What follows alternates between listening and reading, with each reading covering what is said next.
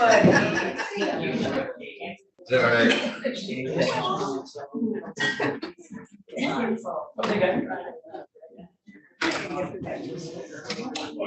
will you lead us this morning? It's one thing I do know, yeah. We're now live. I figured in here. Wasn't you were gonna have her sing the Star Spangled Banner, I thought. I mean, we can. These people didn't.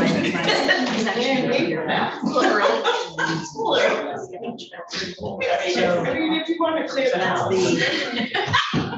It is, and I don't think so. I will give them up. Yeah. Oh, we didn't see that. I don't think it's something we need to discuss now.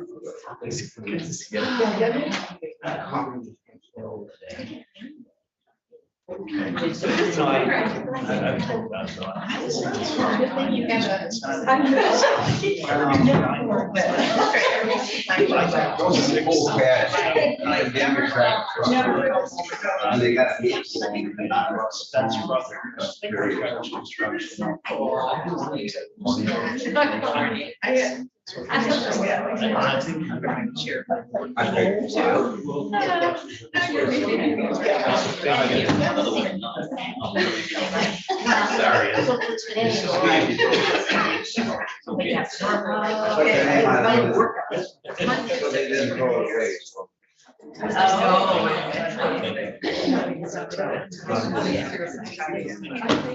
I think Laurel said she's ready, so whenever you're ready.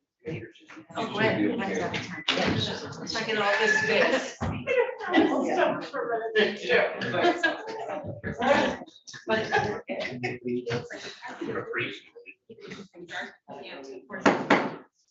Good morning, everybody. Good morning. Commissioner Kramer, would you lead us in the pledge, please? I would be super happy to.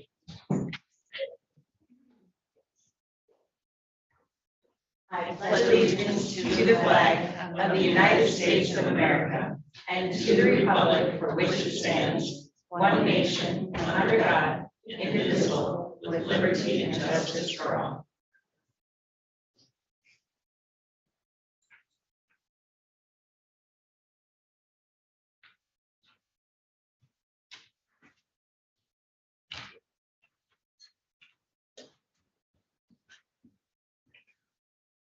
Roll call, please. Commissioner Kramer, present. Commissioner O'Rourke, Present. Commissioner Rexroth, Present. Chairman Wessel, Here. Commissioner Ross, Present. Commissioner Albert, Yes, here. Commissioner Lautner. Present. Thank you.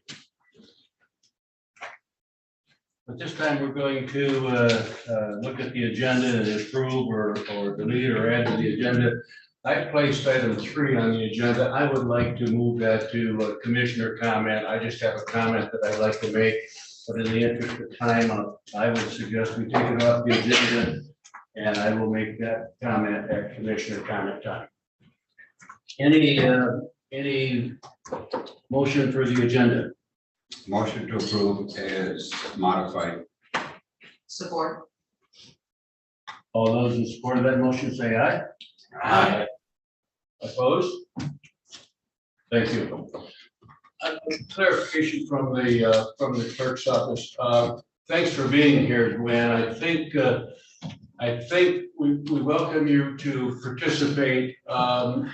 We're not going to be taking any votes today, but just for the record that we're complying with our Open Meetings Act law.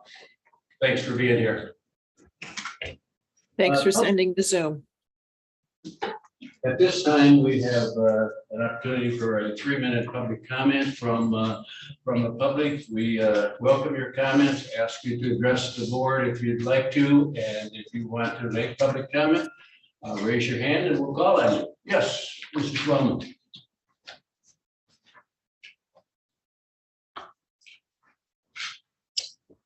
I'm Jill Wellman from Centerville Township. As a resident of Leelanau County, I am concerned about the revolving door that seems to have been installed in the finance office. We are on the 4th or 5th director. I've honestly lost count. While I don't understand the social dynamics at play within the government building, there is obviously something toxic that is causing all this turmoil. Personally, I don't want to know, nor do I care, but I think it is incumbent on all of you as the ultimate authority of our county to find a way to resolve it before it does additional damage to the reputation of the county and its financial stability. It won't be easy to find another finance director who would want to be number 6. So I ask that you take some time to resolve whatever underlying issues there are causing this chaos, so that the next person who is hired will hopefully have a long and productive career with the county. Thank you. Thank you. Thank you. Any other public comment this morning? Yes. Yes, Mr. Ashton. Yes.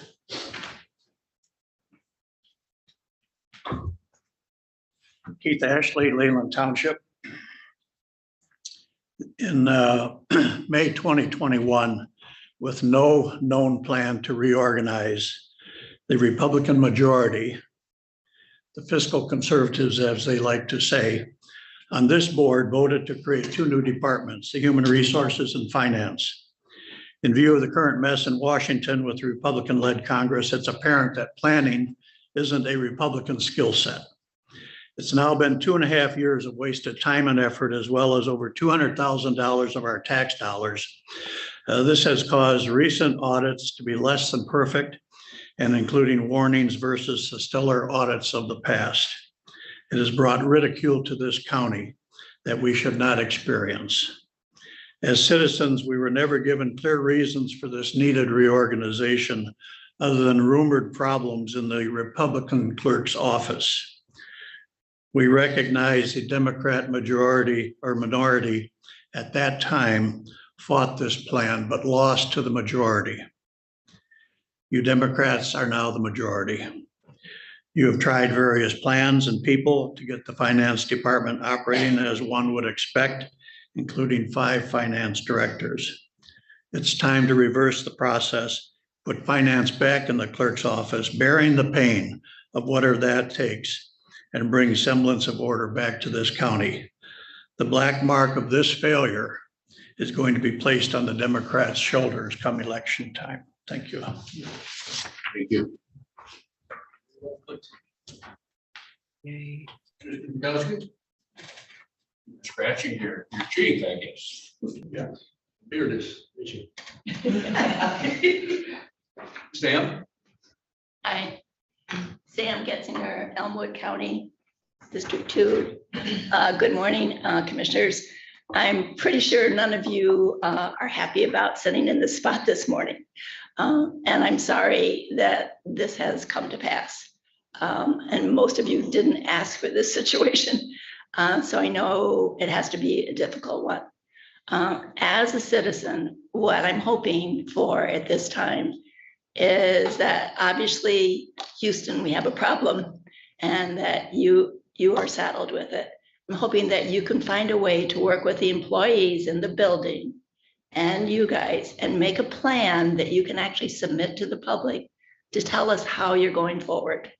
I think that would just put everyone's mind at ease, and would probably also put your mind at ease. And I'm really glad I'm not sitting up there in your spot. But I am counting on you to fix this problem so that the employees in the county can also feel happy about coming into work, and we can have a good finance director and good things going, and our county administrator will go home and sleep happily at night. Thank you. Thank you. Darcy Weaver.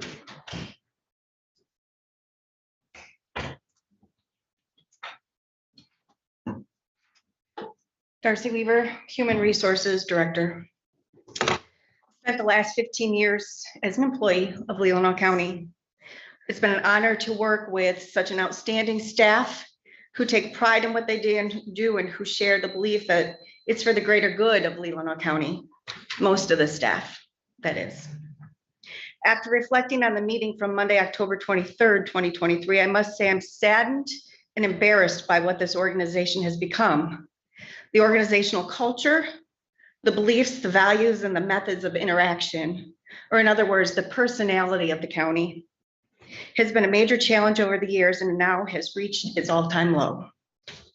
Unfounded accusations, arguments amongst board members in public meetings, Is this an example of that you want to set for your employees? And where does this stem from? The calling of a board member minutes before a meeting to explain how 4 months of work was wrong. The employee rant witnessed by a commissioner to a taxpayer after a budget meeting. The gotcha culture where it's more important to run to the board with errors rather than trying to constructively assist and create a positive outcome. I do realize that I will probably now have a target on my back. Truthfully, I feel like that target has been there ever since I've been named Human Resources Director. I was not responsible for the taking of finance and HR. And when I have made the effort to work collaboratively, my efforts have been undermined by an unfair influence on the board. The example I will give is the committee of the whole meeting for policy update in which it was evident that there was a separate agenda. The question of why don't employees say anything has been posed. The simple answer is they've given up hope of positive change and they don't think that what they say will be heard. There's also fear of retaliation. Trust is the foundation of every relationship in our lives. The lack of trust is significant, impacting productivity, engagement, and ultimately retention. An employee survey request conducted by an independent organization will be presented to you in November.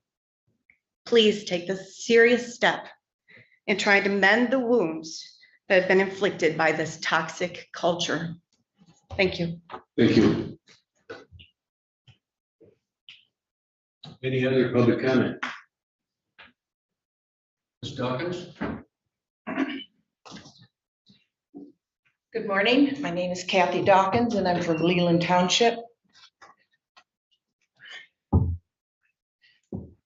Since May of 21, this has been a concern for me with the reorganization that has occurred within the county. I worked here for 17 and a half years. During that time, I worked under 3 different county administrators. I worked under 3 different prosecutors. During that time, I was proud that I was an employee of Leelanau County government. I loved my job. I loved the people that I worked with. And I loved my constituents, people that I could help day in and day out with their problems. During that time, I felt that things worked fairly smoothly within the county. Since I've retired, I don't know what's happened here. I've heard that people are unhappy with each other. I see it reflected in our audits now. I worked with Michelle. She always helped me. I don't know why. At the time, back in May, that Commissioner Robbins felt that that motion was necessary. I don't know why the board decided to back him, and I have seen nothing but problems since then. I am hoping, especially after listening to Darcy, thank you, I think she's still here. I think that was an excellent comment made by her. I agree with the other comments is that we need to get ourselves together. The board needs to figure out what's going on. Going back to Patricia Suda-Little's comments back in May of 2021, she said, why is this even happening without research and a study being done? I think we need to go back to what should have been done in the beginning, figure out what's going to work best within this county for the Department of Finance. It worked well under Michelle. Again, I still don't understand why it was taken away. But please figure this out and make us a county that we can all be proud of living and working under. Thank you. Thank you. Thank you. Any other public comment? Yes, Chris.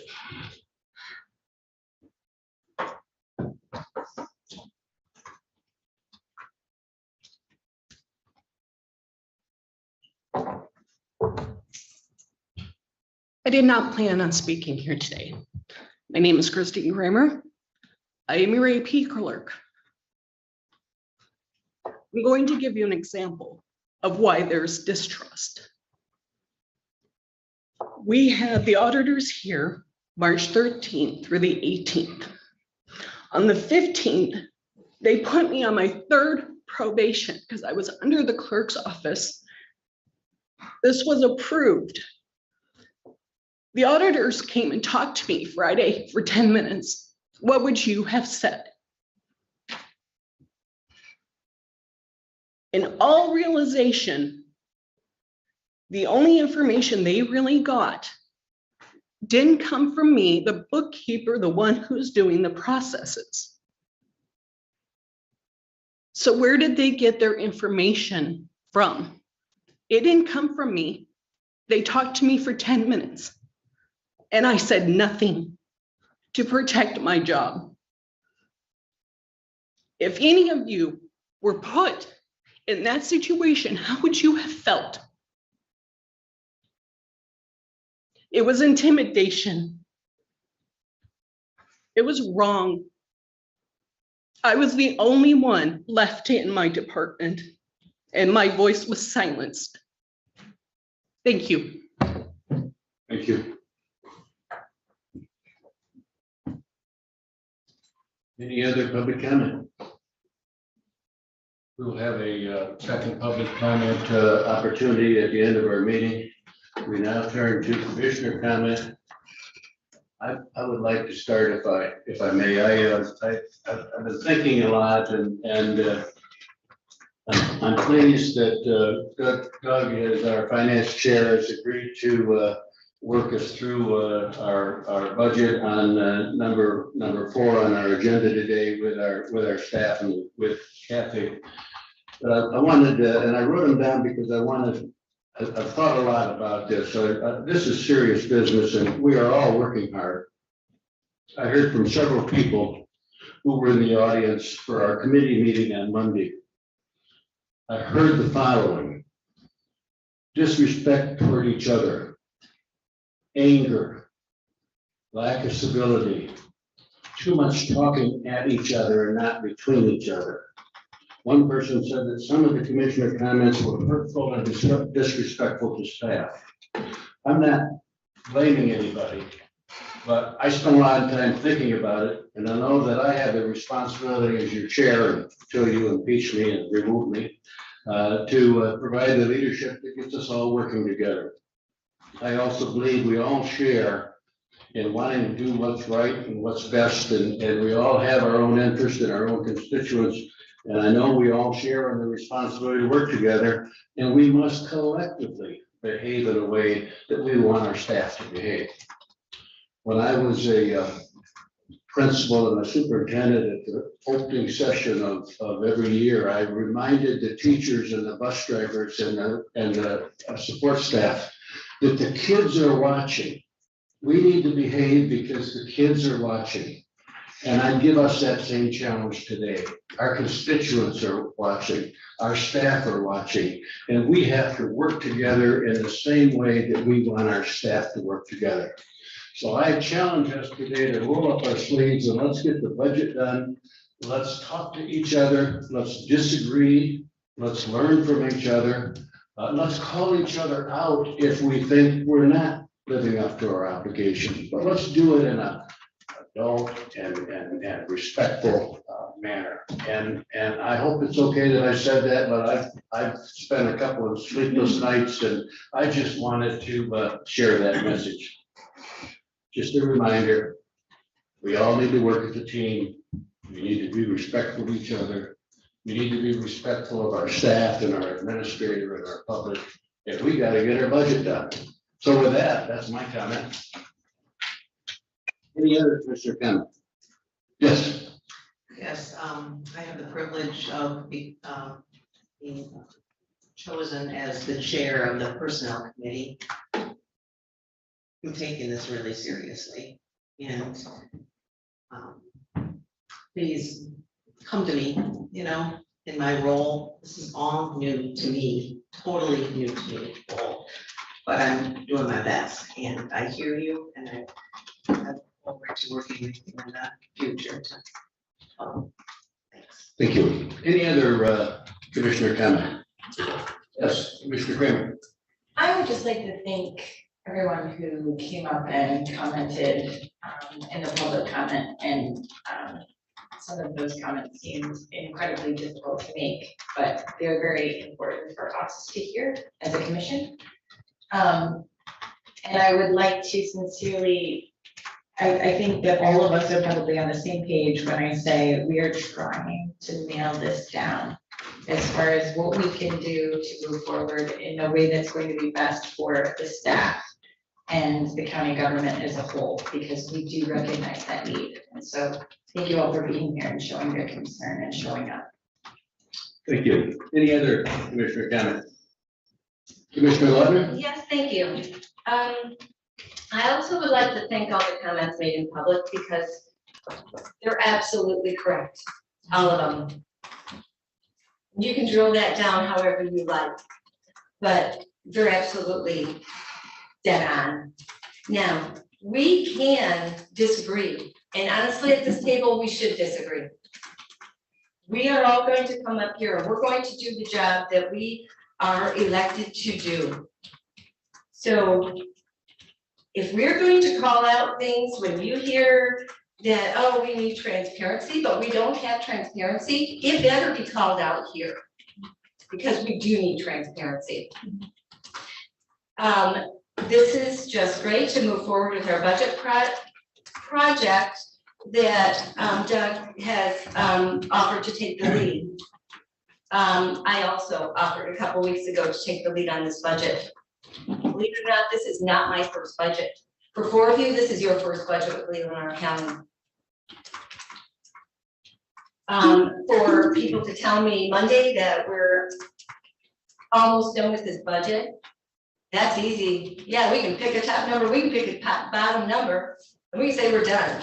But that doesn't do the public any good because we haven't drilled down into that budget. I will get into some more comments about what I heard. I wish that every one of the new commissioners could have heard the budget session this morning, and they should have heard that budget session this morning, because that is what I've been talking about. For us to really know how to run this government the way it should be run, the way it's been run for years, they should have heard the excellent team leading this budget now, because they know what they're talking about. And unfortunately, one commissioner got the benefit of that this morning. And I wish we all could have. That is the bottom line, and that's the problem. I know there's been a lot of emphasis, I alluded to it Monday, about the importance of being a chair. No one person at this table has any more powers than any of the other 7. We have to be a team at this table. So we direct even anything the chair can do. Only the chair can do things, but only if this table tells him to do it. Same with the administrator. And, you know, was I angry about a document landed in front of us Monday? I was, and I still am. And I would like to know who directed that. Or was that an independent decision to do that could land us in trouble? So, absolutely, I agree with everything said. And we can talk till doomsday about that May 21 vote. The problem is, you're absolutely right. It never had an opportunity to be rolled out. It never had an opportunity to have a plan. And so next steps, let's figure out what we're going to do with it, because it is messy, it's extremely messy. It's unfortunate. So those are my comments, Mr. Chairman. Thank you. Any other commissioner comment? Ty, I do. Yes. Ty, Yes, good. Yes. I am really glad to hear from our employees. I'd like to hear more. And I appreciate all the comments this morning.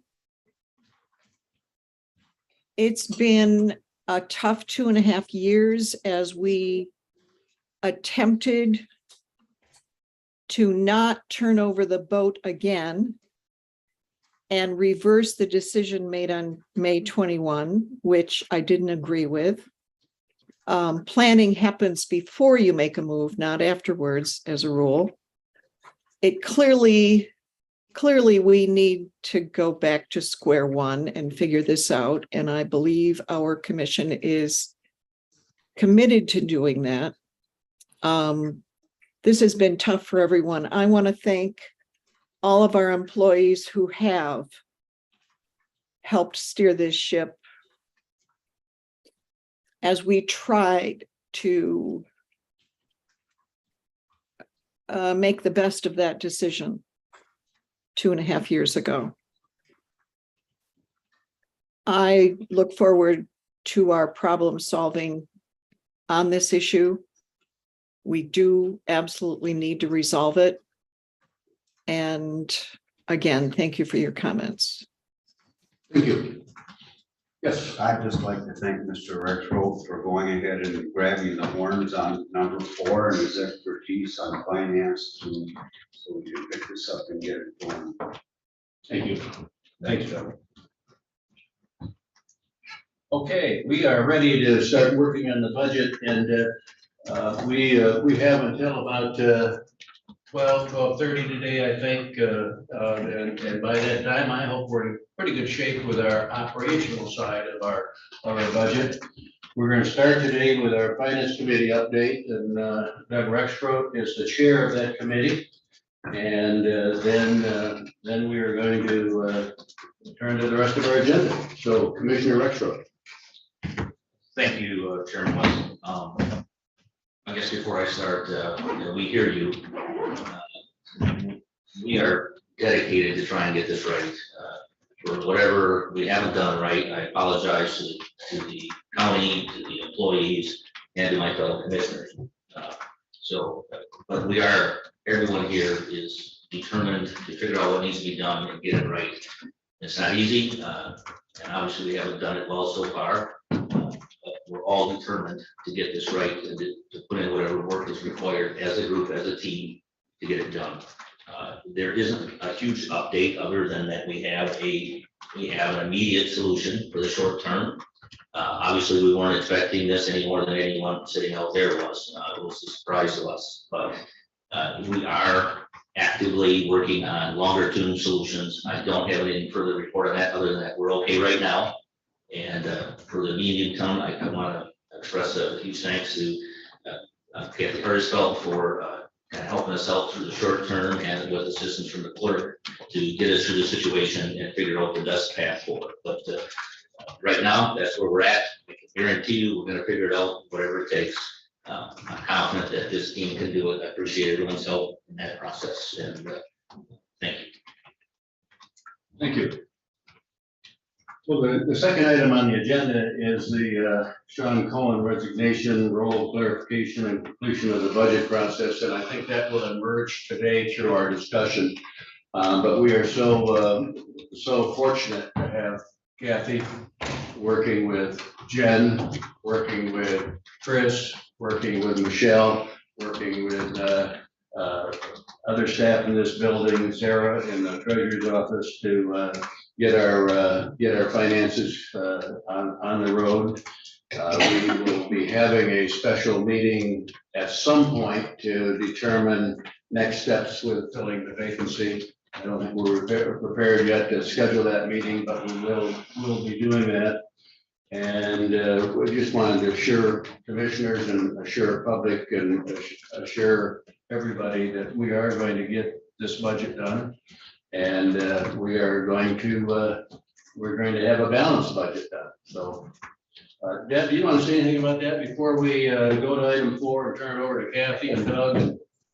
No, I think we've addressed a lot of the issues, I think, at Monday's meeting. And I think we have a good understanding of what we need to do to move forward. And so I think they're good meeting this morning, good conversation. So I'm encouraged that we can move forward in a positive way.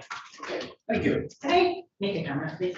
Yes. I would just like it to be known that 3 o'clock for a mother is like an absolute off time for a meeting. So I can't be present at the 3 o'clock meeting.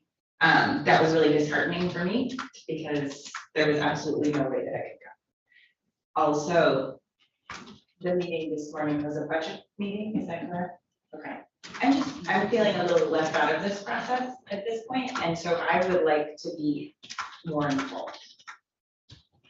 Oh, I did attend the meeting and I still feel uninvolved. So for my benefit, maybe for others, could we just review what the decision for going forward is exactly? Because in the short term. I feel like we should all know. Yeah, I don't think that's been spelled out really clearly. We seem to be alluding to it, but can you talk about Sure we can. who the Sure we people can. are and the timeline? and- Yeah, because. We have Jen Zawicki, we have Michelle Crocker, we have the clerk's office staff, we have Kathy, we have Deb Allen, we have the people in the treasurer's office, and we have what we've received from Sean Cohen as backup information. The short-term plan is that we have been assured by staff and by including the administrator, that everybody's working as a team internally, clerk, treasurer's office, administrator's office, to get this done. They will be doing the budget with the full board of commissioners. And we are going to, and I think you'll see evidence of some of that when we get to item number 4. The reason that Doug Rexroth met with Kathy and Jen and Deb this morning is as finance committee chair and somebody that has an interest in making sure we get the budget done. He volunteered to and was asked to lead us in this process to keep us on track today. He met with Kathy and Jen and Deb this morning to plan what was going to be presented today. And I suspect at the end of today's meeting at 12:30 or when 12 o'clock, whenever we're done, we're going to feel like we know that we're in good hands. So that's the short-term plan. The long-term plan is we have to decide what we want to do about replacing Mr. Cohen and how we want to get that done and how we want to search that or solve that issue. But that's not the purpose of today's meeting. It'll be a special meeting of this board. Yes. So on item 2, it does say roles clarification. So can I just ask, is Kathy Hartisfeld now our interim finance director? Is that no? You want to speak to that? Yeah, I'll just say, no decisions have been made.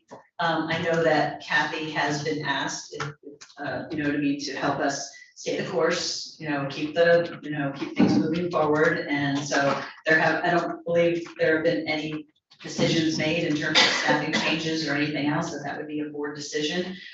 There was just some initial dialogue about, we just need to move forward and we just need to kind of keep things going. This was a payroll week, so that was number 1 to get that done, which has been accomplished. So thank you to the team for getting that done. I think next steps will just be to move through the budget process, and then we need to have those conversations about what structure does the board want to see going forward.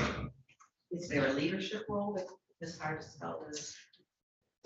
Or is it truly like there's no chair of this group, transition team, or whatever? At this point, I'm not aware that there's been any, but okay. But Kathy was the assistant finance director, and she is, as an assistant, you fill in for the director if the director's not here.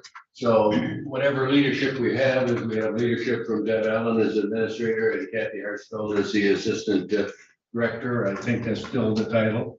And we have the expertise of Jen and Michelle helping to lead that process as well. And I would also say part of the reason you're not very well informed is it's impossible to communicate with commissioners outside of a public meeting because of the Open Meetings Act. So we know you're blindsided, but we can't be having conversations outside of the meeting. So We can have one-on-one conversations, that's correct, right? well, Right, so that's not an open meeting violation. but we can't make decisions outside of the meeting. No, but it would be nice to not feel blindsided, because I'm with Tamara right now, and I feel like, also, I'm just gonna come out and say this, didn't we have a separation between administration and finance with Mr. Cohen? And now Deb is involved in these, because we were having them separately report to the commission. So is that no longer the case? But we had a finance officer. We never fully implemented that program. We do have a county administrator who has responsibility for the county operations. And she still has responsibility for the finance department. And we gotta sort all this out. I mean, it's really, I mean, all of you feeling blindsided, remember, none of us knew this until 6 o'clock Friday. And it's only Wednesday. And we tried to keep everybody informed, but some of these decisions have to be worked out over the next couple of weeks. We really can't. I mean, it's fine to say we have a finance officer, but if the finance officer's gone, we don't have a finance officer. I think it's, I don't think we actually ever took full board action on moving that, which would require a resolution by this board. You know, we offered him the job in that function, but we never got around after that to, and I think that's the case. It requires an actual resolution to say this is how we're doing it. I don't believe that happened, so I think that nothing really. Are you talking about it being a CFO? No, I just even like officially saying we move these responsibilities from. Oh, that hasn't happened. Yeah, so in essence, I don't think we're to your question, Commissioner Kramer, and we're back to where we never did make the change that was required to finish that. And so, that's why I think Administrator Allen is still in charge and we still have the structure we do, we figure out a path forward. But operating the job did not change the structure of the county finances until this board takes action to do so. And that's where I think we're at. So I have a question. Feeling blindsided here too. I will accept that. But no decisions have been made. We are going to make those, right? Partially in this meeting. I don't know, I didn't hear the question. So Would you- I too am feeling blindsided. I understand that. But I understand no decisions have been made, but we will be making them together, some of them today. Is that my understanding? Or is that correct? The decisions today are going to be about our budget. That's the purpose of this meeting. We will meet as a committee of the whole and as a full board to decide what we're doing in terms of finances and the organization of the finance department or the previous decisions that we made. That will not be a part of today's decisions.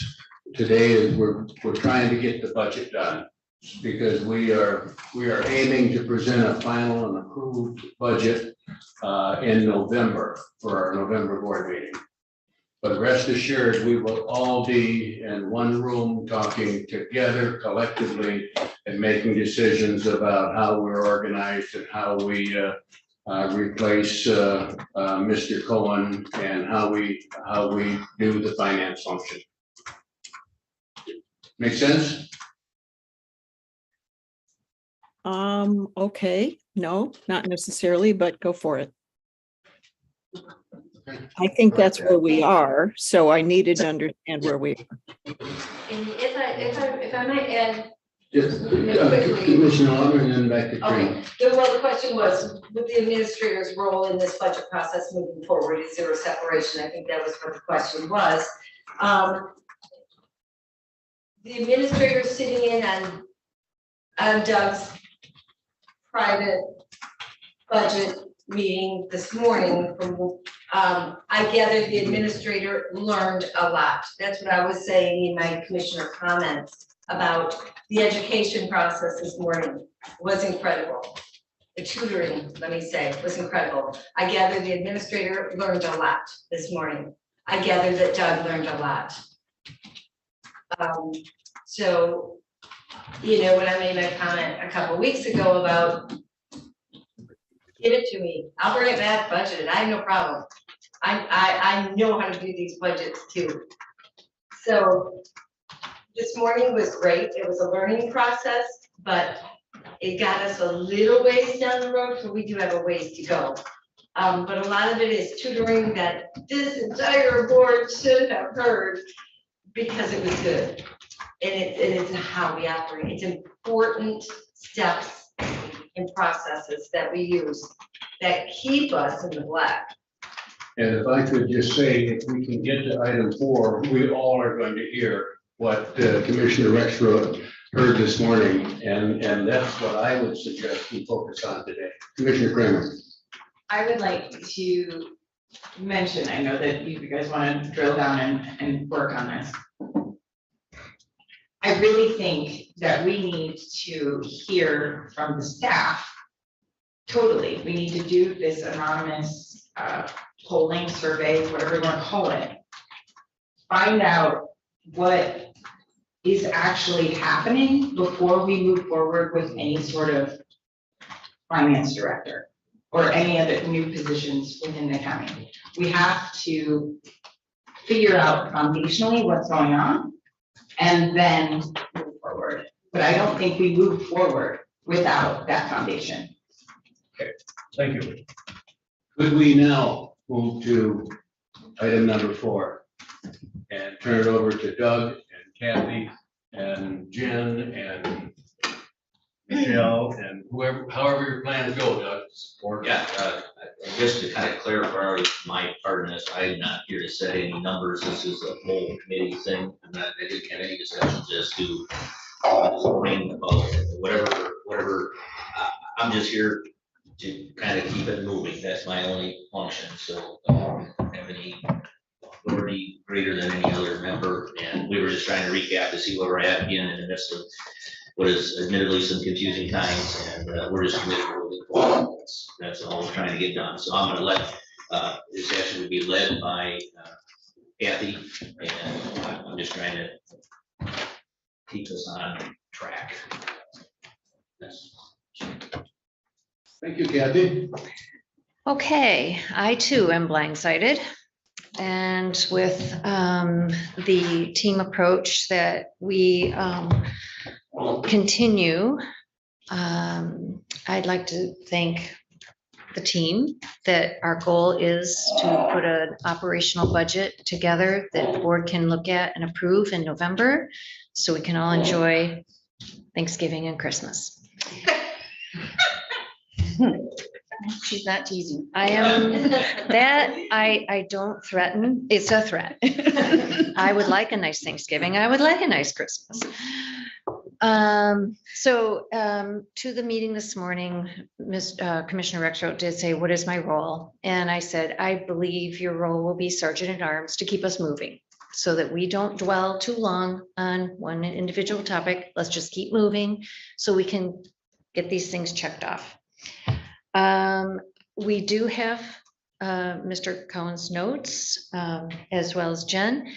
We have discussed as a team that the board has, when we left off with tutorials back in January, February, March, we were marching through the book, section by section. We have not done that for you. Is that correct? That's correct. That is correct. I think there's quite a lot of value in that, because then you can wrap your head around moving through the general fund, which is one big pot of money. I don't mean it disrespectfully. And then your funds that have their own dollars, and they're funded either by revenues like permits or fees that come in specific to those. They do remit money back to the general fund for their cost allocations for things we all share. We haven't touched on that. Is that correct? Correct. Correct. So that being said, we are looking at a few items that we would like to address quickly for 23, get them off the list. I think we'll start with the dishwasher. Yes. Mr. Kiesel, Under Sheriff Kiesel, is there any reason that the board could not decide in November to buy a dishwasher in the 2023 budget? No. Then we will be purchasing a dishwasher in November of 2023. So because there's money in the budget for that. Because we can make sure that that is covered in November of 2023. Solution. Yes. I think one thing that as you move through a year, you realize you have revenues coming in that you didn't expect. So we will be adjusting and capturing revenues in the general fund to help with these things. Much like we did with the setup of the Leelanau Tower. We touched on revenues we hadn't captured in 23 to help fund that. Michelle just wanted me to remind, I should have said the purchase with your approval in November. Meaning Kathy and I are not going out and buying a dishwasher, just so we're well aware. Approval, approval. Yeah. We'll see if we can get that on the agenda for the undersheriff. That's right. That's why there's policies. Right. All right. Okay. Thank you, clerk. Yeah. Okay, Jen, do you want to go where we were? This morning, what we were discussing is, and I'm not sure if everybody has the paper, but it was an operating position that Sean had put through together. You've got a couple pages. I'm not sure if you brought that with you today. Is it with the yellow on it? Some of We them didn't have print ours. yellow, some of them We we think have it was sent to you on Friday. very similar. We think it was sent to you on Friday. The signature on the email said Board of Do we Commissioners. need to make sure we Copies. have hard copies for everybody? Would that be helpful? I've got it virtual, but hard copy would probably be easier. So we Let's mark them take, up. can we just Yeah. take 2 minutes? Absolutely. Gonna take a break? Yeah. Okay. I thought this was pages long. Well, this is, I think, isn't this one, this is different. This was, I think it's this one. It says 1019. Yeah. This is what we used this morning with, Okay. And this is my. yeah. It It was was at the sent weekend? on Friday Yeah, at see, right here. 1:37. This one Friday here. at It's 1:37. this one that we were discussing this morning. Yeah, Huh? that is the weekend. That's right. See? You don't even know when the weekends are. Oh, sorry. Yeah, right here. Attached as a tracking document for discussion.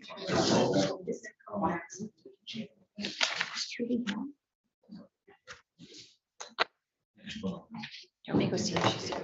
No, that's okay. I mean, we can discuss that because we're gonna have to, one thing we have to do is budget amendments or budget rules and appropriations act. And so we'll have to have one more meeting. And that would be to then, we would discuss that and then any changes that we made. Sure. So I think that would be, I think the deadline is November 2nd for Laurel to publish, but then it's a week prior that we have to have it ready.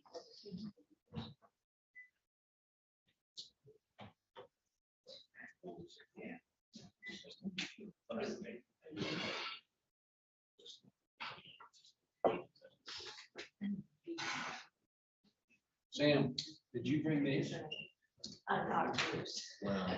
Who did?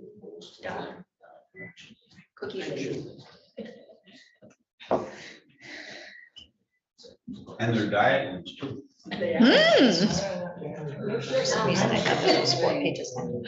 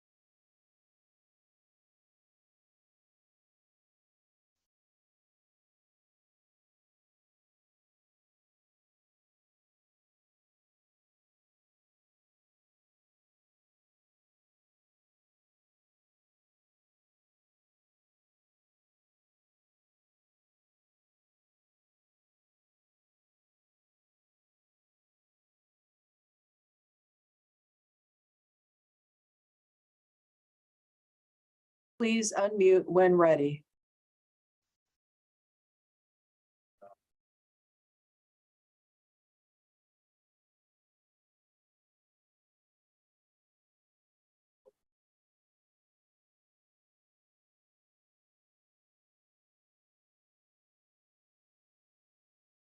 We are back. As soon as Camla gets your hair done. Wow. Sure, what? Okay, Kathy, my file. Okay. I'll take it. Thank you, Administrator Allen, for helping us get a copy of Sean's last communication from the 20th. And what you have is kind of a summary that it was pulled from the budget discussions up to this point. So in looking at page 1, we've gone to the right-hand column, and of course, it looks as though, and I missed a meeting because I was out of town, but we've crossed off additional 4th vehicle, the request from the sheriff's office. I would like to confirm that we have that as confirmed, that the board has decided not to pursue the 4th vehicle. That's correct. I talked to the undersheriff and he said he could get 5 or 3, and that's what he said to the board. Okay. And then we briefly touched on and feel we have a decision on the dishwasher, and bringing everybody up to speed that we can do this year and take it off the list. Okay. Jen, we're just down to this item right here. Okay, so the jail dishwasher will go in 23, and then we have the $30,000 emergency services telephone recorder that's at its end of life. He does have it here as emergency services. I did explain to Commissioner Rexroth. Emergency services is actually for the position of the emergency manager. And there is a few things that we can run in there, but it is a federal grant. And so the majority of expenses actually come through our 911 special fund. So if that's the case, it's same money, it's general fund if it's in emergency services. You also supplement 911 with your general fund. So depending on where that recorder is going to look at, Kathy and I are going to ask Matt, and we may just adjust, we'll be adjusting one way or the other to see. It's our recollection though that we approved that Mhm. item, and that's where we Yep. you're just gonna Yep, figure out. we're just gonna figure out where it's gonna go. where it's gonna Okay. go to the proper spot. Okay. So that we can just- And then on elections, Emergency services. Can we confirm the 911 consoles that's a cross off, because it would involve a carpet purchase as well. So we agree, we're crossing that off. Okay. Yep. Okay. And then on elections, so the information that he put in on this is in regards to the agreement for early voting, which is office supplies, printing and publishing, and capital outlay. If you'd want to flip through your book, we're headed toward 425-191.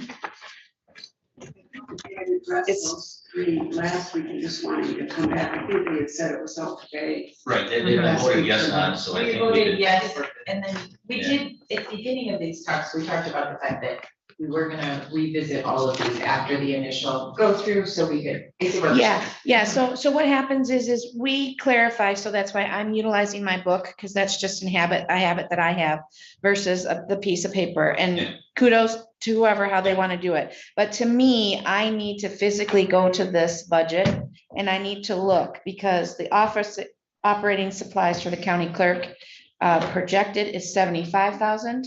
And we would be moving that now to 100,000. Is that correct, Michelle? Okay. And to help you, if you could get accustomed to maybe using your book, you're going to be under the tab Public Records. Okay. And page 40 of 84.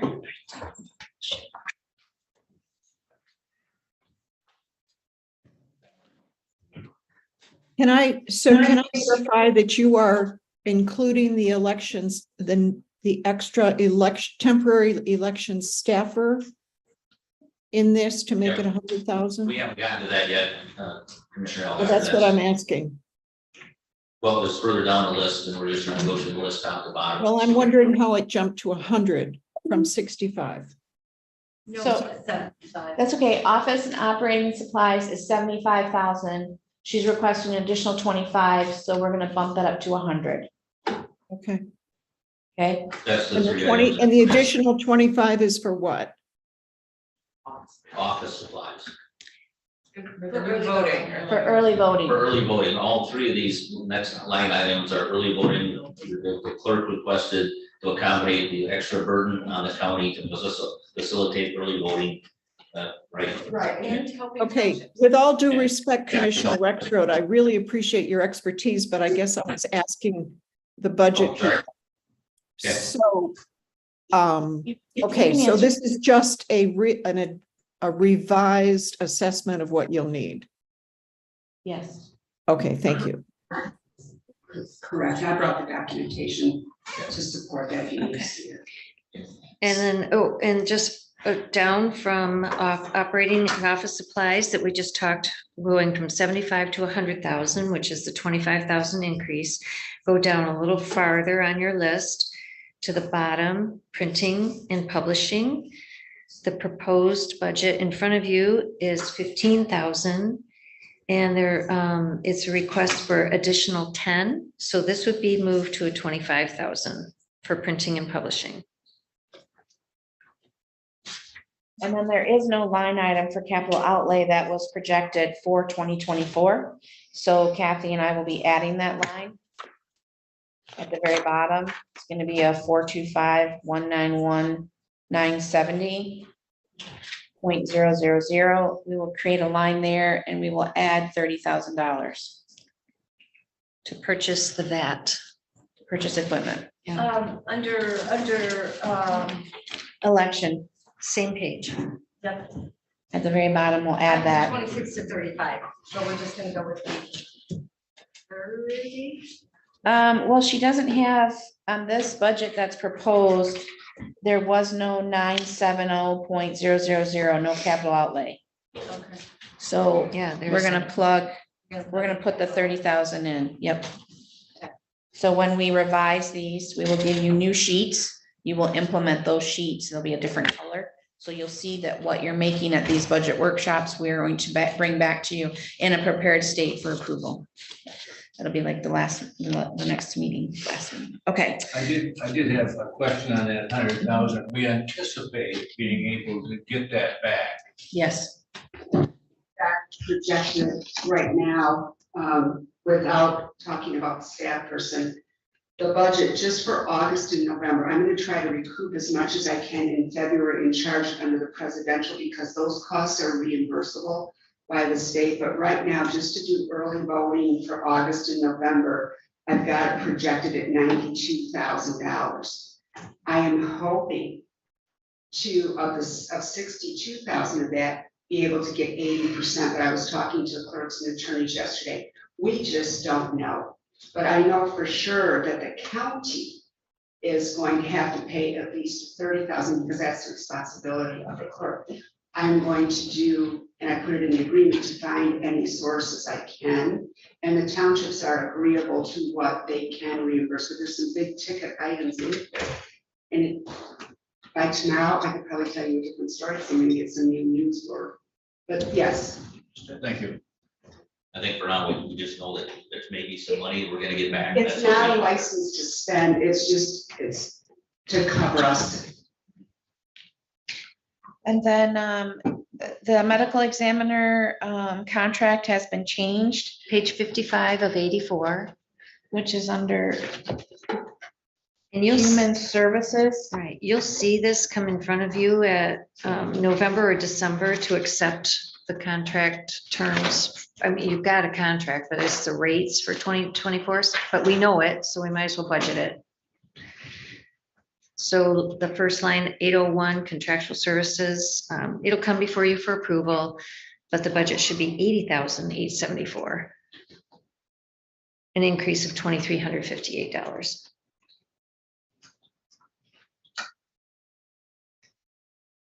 Okay, the next one on this list is called childcare adjustments. Estimated general fund transfer out change. So the childcare fund has been in front of you a couple times to discuss the fact that 50% has now gone to 75%. In doing that, we have added staffing to try and acquire as much revenue base as we can. So what I'm going to ask you to do is going to go to your special funds tab, and we're going to go to the 292 fund. It's going to be near the back of this group, which is page 40, I believe. 41. 40 or 40.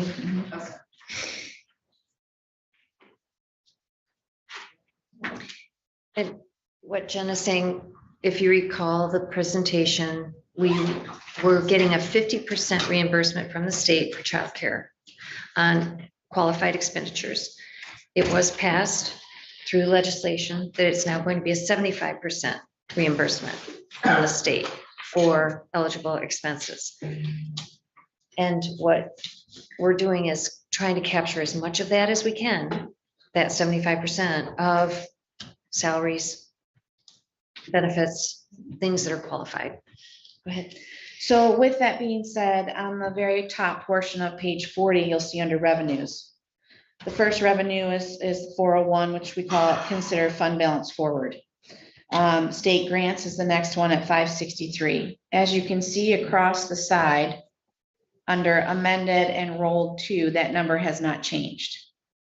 So Kathy and I were discussing yesterday that we will, before your next meeting, have a conversation with Cameron quickly here to decipher in our minds. I believe this is something that Sean and Cameron talked about, and that's why he has it on the list.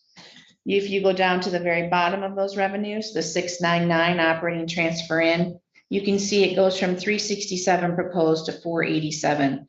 That is a general fund transfer out to supplement the expenses in this budget. So that being said, if you're going to increase state grant revenue, our opinion would be then you would decrease the transfer out from the general fund. The situation we have here is Sean does have this marked as reduced 300,000. I'm not sure if it means reduce the operating transfer into 300. I'm not sure if it means the state's going to give us more than one, So Kathy and I would just like to clarify before we present back to you, because those are two very large numbers that we're looking at. And that is something we were not in those conversations to really understand. I'd like to say that this number is probably going to go to 300 and we'd move that additional 187 up to the state grant. But of course, I don't want to do that. And then we have a shortfall. So that's one thing that we will clarify before the next meeting, because it does drive your number from your general fund. Okay. I think it's kind of our expectation that there's gonna be some positive. Yeah. General fund Yeah. impact, and hopefully it's as big as it can be. Yeah. Right. And on that, Recollection. and on that same page, just going down, you can see, just looking at salaries under expenditures, you can see that we've increased the salaries significantly from 126 to 235, because we're plowing salary dollars into this fund so we can get 75% back. So that reduces salaries in other areas. Right, that's a clarification. Yes. It's important. It's not that. Yes, we didn't it's not add additional. cost Right, so much, right. we just moved costs to Right. capture the grant money. Yeah, if you could go to page 41, I'll give you an example. This is a perfect example. Something that Cam had talked with Deb and Kathy and I before Sean came on is that there are certain things within the child care fund that the state of Michigan will not allow you to bill for. So if you come to the bottom of your expenses and you go up to the buildings and grounds and computers charges, those numbers that would typically be here under expense number 941 and 943 have been moved to the general fund. Because he's stating that he is not allowed to have that in this approved budget because it is not reimbursable. So it is a shift of buckets. We've taken expenses out of this to move to the general fund, then taken salaries and moved it back to the 292, and now we're trying to balance that with state revenue. So so this is your cost allocations. Yes, So how will we track those in the future, though, just moving them to general fund? I'm moving them to, we moved them, I'd have to look back, before we went to print. I believe I moved it to the family court line item. Oh, okay. Yep, I don't think I did juvenile So officer, still within still within the courts of the budget. Oh, Yes. that's what we talked about. Mhm. Yep, yep. We still need to show those cost allocations that are coming through. Okay. Okay. All right, so then on the Leelanau substance abuse funding, 30,000. What we had discussed this morning, and I didn't have my notes from, I didn't print the notes from the last budget meeting, is if you go back to the legislative tab, you're the very first page, page 1, most important, just Page 1 for Page 101. page 1. 100. On the second page, third from the bottom, it says substance abuse prevention. According to these notes, this was a placeholder for discussion, but we believe as of the last, third one up, right, 30,000? What page are you? Page 2. You gotta go page 2, I got sorry, it. yep. I was on Page the wrong 2 of page. 84. There you go. Substance abuse prevention from the discussions of last meeting will be 0. And the discussion this morning regarding the Leelanau County, right, Family Coordinating Council Correct. will be that your contract for 15,000 will be maintained and appropriated in the general fund as is. This 30,000 will become 0. Yeah, just to clarify, that was just a recap of the earlier conversation we had on this. Yep. We went through that already once. Yep. And correct, so. it wasn't- Correct. We didn't figure it out, we just. Right. So from that conversation, what I was trying to remember, because sometimes when you're taking notes, please go to supplemental information. I'm sorry, not supplemental, special funds. And we are going to go to fund 284. Is that right, Kath? I'm almost there. 284 is page 37 of 80 under special funds. Okay, so from his notes here and the discussion with, oh, that's okay, still flipping, okay. So 37 of 80. This is your opioid settlement. So we received and have in this fund now, as you can see, there's in August, when we went through this in June, the fund isn't there. When you get your replacement page, you will see that the general fund revenue, which was opioid, is now in this fund, and there is now $90,000. What will happen is we are going to use fund balance forward, and we are going to put a number there associated also to add in this 10,000. We will then, under expenses, add an 801 line item, which will be your contract with the Leelanau County Family Coordinating Council. Okay, so when you have your board approved contract for those services, we will plug numbers in here, but then from there you will drive the agreement and the payments from that.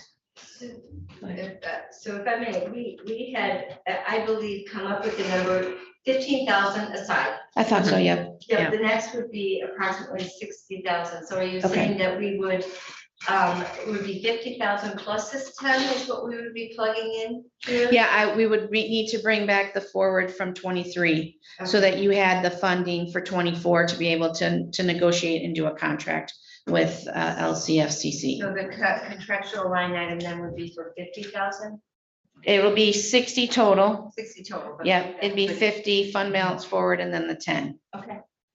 And I think our recollection of that, they didn't get them everything they wanted, there was a lot more than what they had Right, before, they right. were In pleased that we. everything they wanted to do. Yeah, what they needed to do. That's what my recollection, okay. So I think it's important for us to acknowledge that it is more than they've ever received before. They even Right, know it. right. Yeah. And as was discussed this morning with Commissioner Rexroth and Administrator Allen, that using the 284 fund for your agreement with them through Catholic Human Services gives you those regulations that the state has put on all these funds to state you can only use them for certain functions and or pass through agencies. So we don't blend money in programs that don't qualify for opioid settlement spending. It is an appropriate use of those funds. Correct. All right, so that's gonna be the changes to this page, okay? All right, now, under number maintenance and operational of resealing asphalt parking lots. This is a $50,000 estimate. So you do have one of two things here. You can look to fund 50,000. Or you can look to have bids brought forward next spring and amend your 23 budget then to facilitate, I'm sorry, in 24, to facilitate going forward with the asphalt versus putting a number in there now and then coming back with a $35,000 bid. You know, you can actually do an amendment, get bids, because you wouldn't be doing this till spring. Is that correct? I mean, you're not going to touch it this. At that time, we have a much clearer idea of our financial position. Exactly. So we know, Yes. Yes. Understand where we're at. Yes. So I think what could happen is either in 23 or 24, Jerry would come to you looking for approval to go out. You could even probably push it to winter of 24. He would come to you with RFPs to go out for bids because he's going to need a couple. And that moves you forward in 24, knowing that this is going to be something you have going to be allocating. But you first need an RFP to tell you, this is Jerry's best guess. You know what I mean? At the time, who knows if the price goes up or the price goes down, you know? Would this be under his budget, under like a special project? No, we would actually place this in the capital improvements because when Kathy and I, when we saw this come in the budget, I wanted to make sure with the audit firm that this is capitalized and they said yes, because it increases the life of your So cement or your If parking. it were in capital improvements, would it be titled asphalt? I would position that in 24, if you go out for RFPs and you award a bid, that then at that point you find your funding source and you would point that off as asphalt parking. Yep. So my thought is As a project. just. As a that project. I agree with maybe not putting 50 or 60,000 in there because then companies will say, well, look, they expect to spend 60,000, so we're safe bidding that high.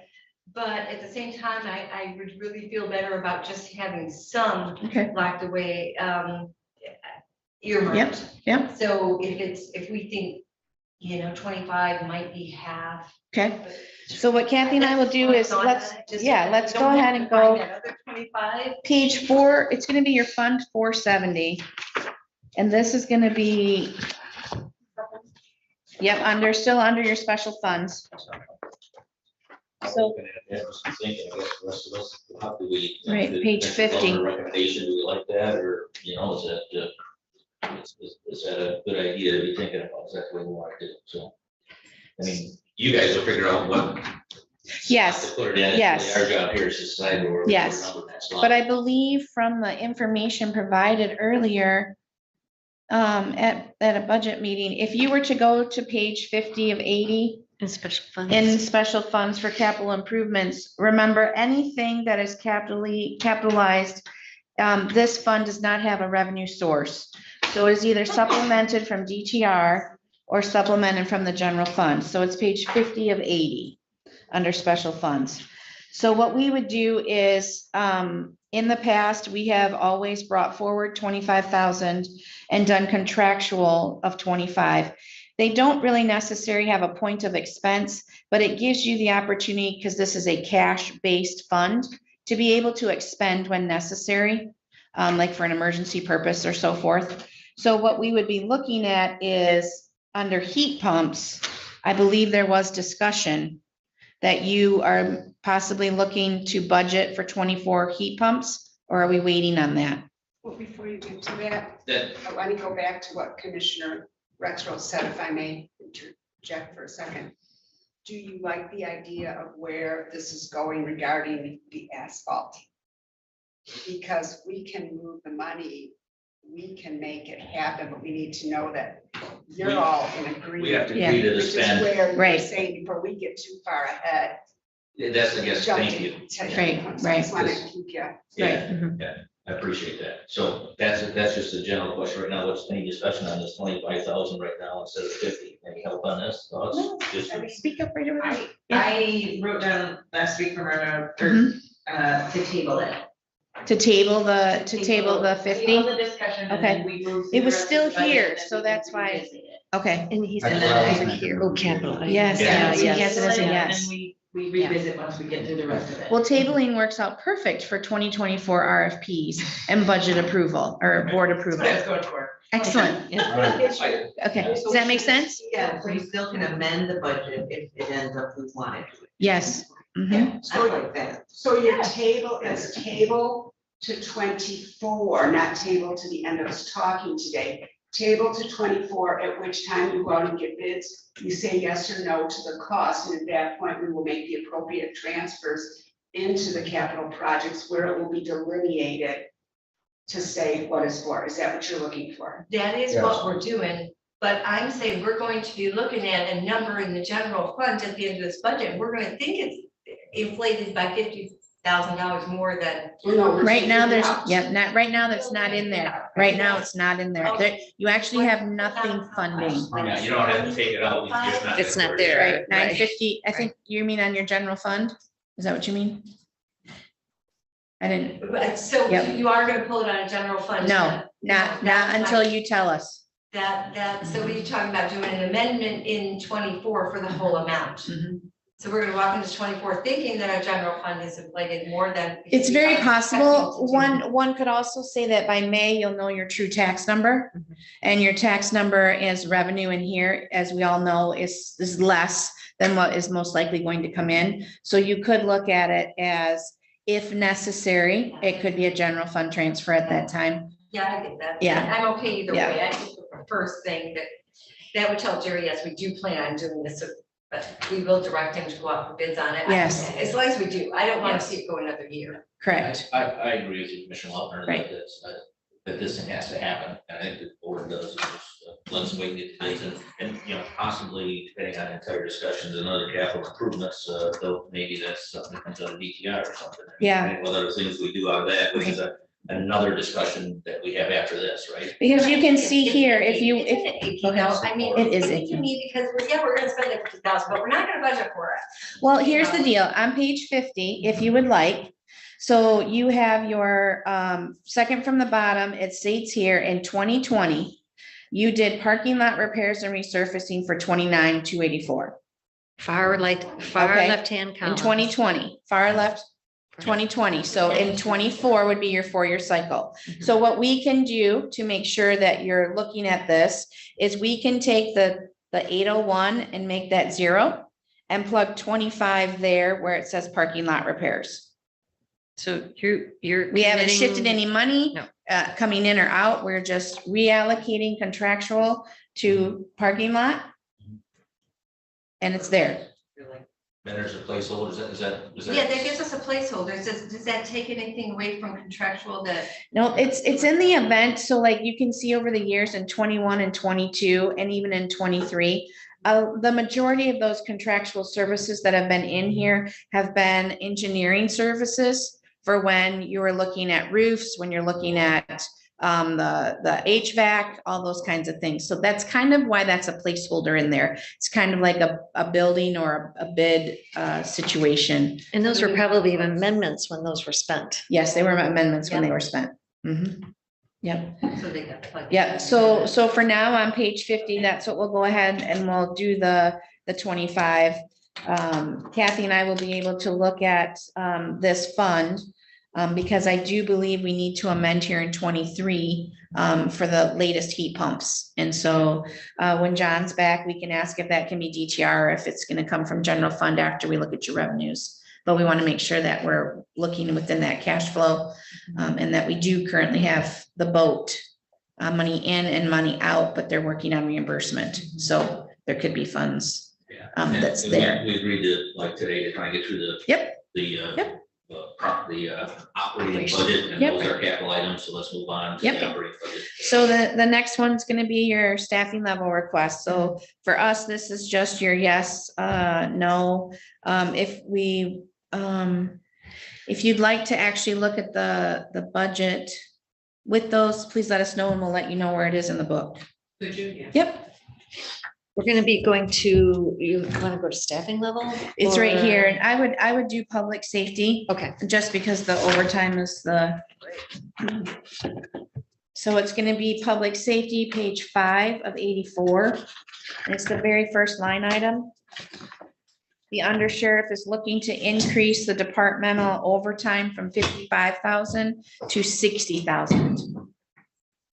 It's page 5 of 84. Yep. Sheriff, one note on that, that is correct, but I did then in turn reduce the fuel line item.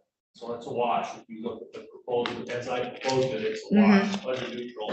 Yeah. push. It is a budget neutral in the, he is correct in that manner. You, as the Board of Commissioners, though, have to approve the overtime.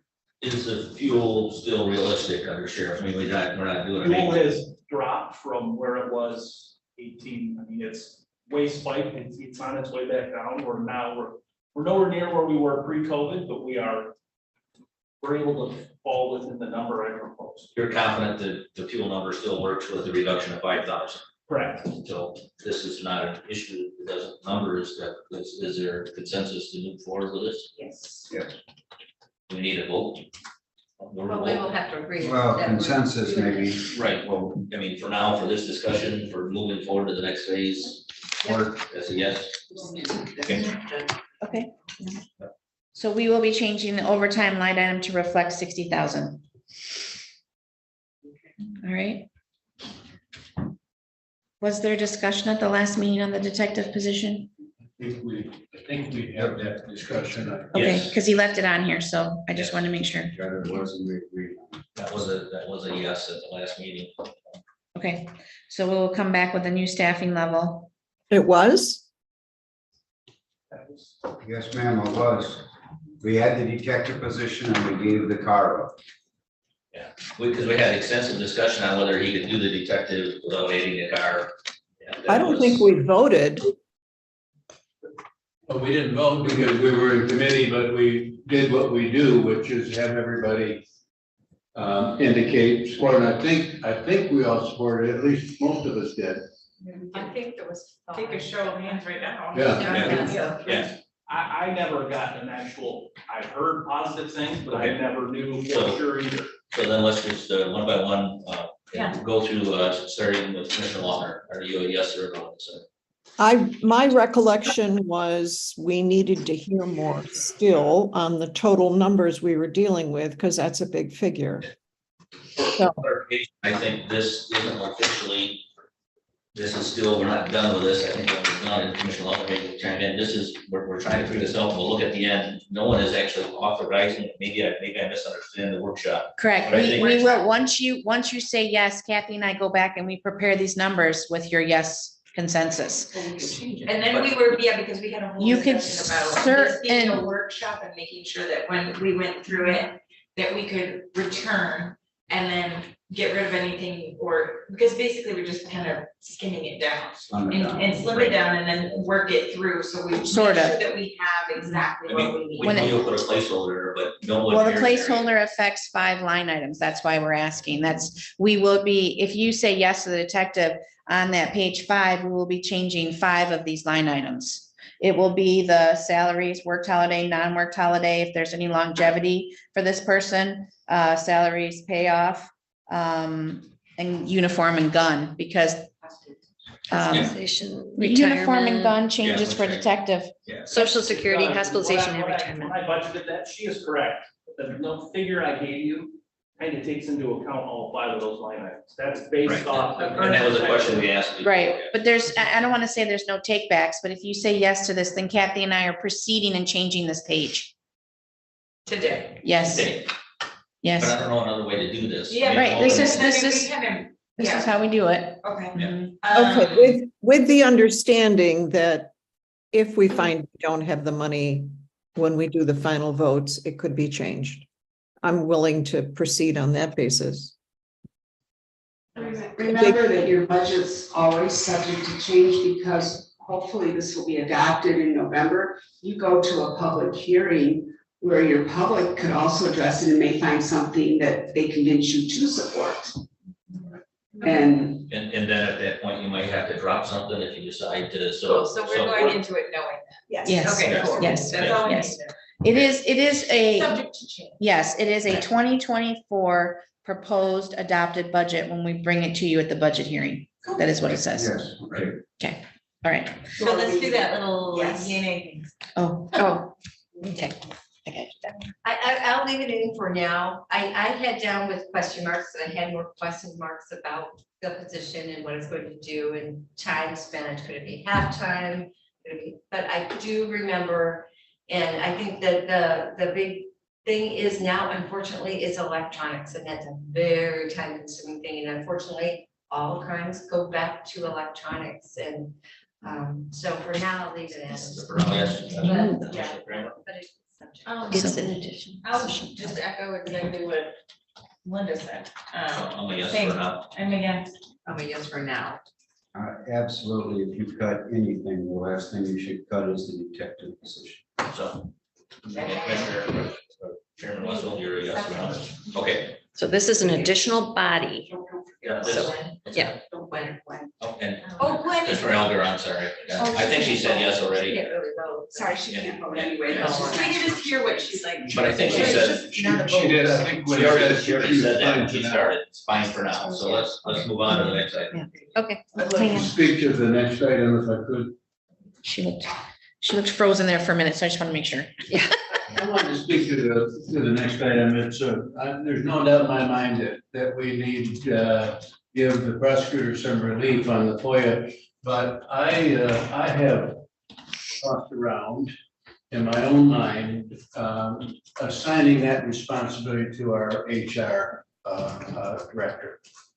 And I would ask the administrator to speak to that, but most of the FOIA is about personnel, and if it's about elections, it goes to the clerk. I don't believe we can spend $42,000 for a FOIA person. And I think that collectively we can do it. If it's a legal issue with the police department, the prosecutor's office is still involved. But I think the HR director could handle the routine FOIA requests. And keeping in mind that we are a small organization, and this board and the board before us questioned whether or not we needed a full-time HR. So I would just toss that out as food for thought. I mean, if it's. Are they staff 28 hours for your position? I mean, that's a lot of time.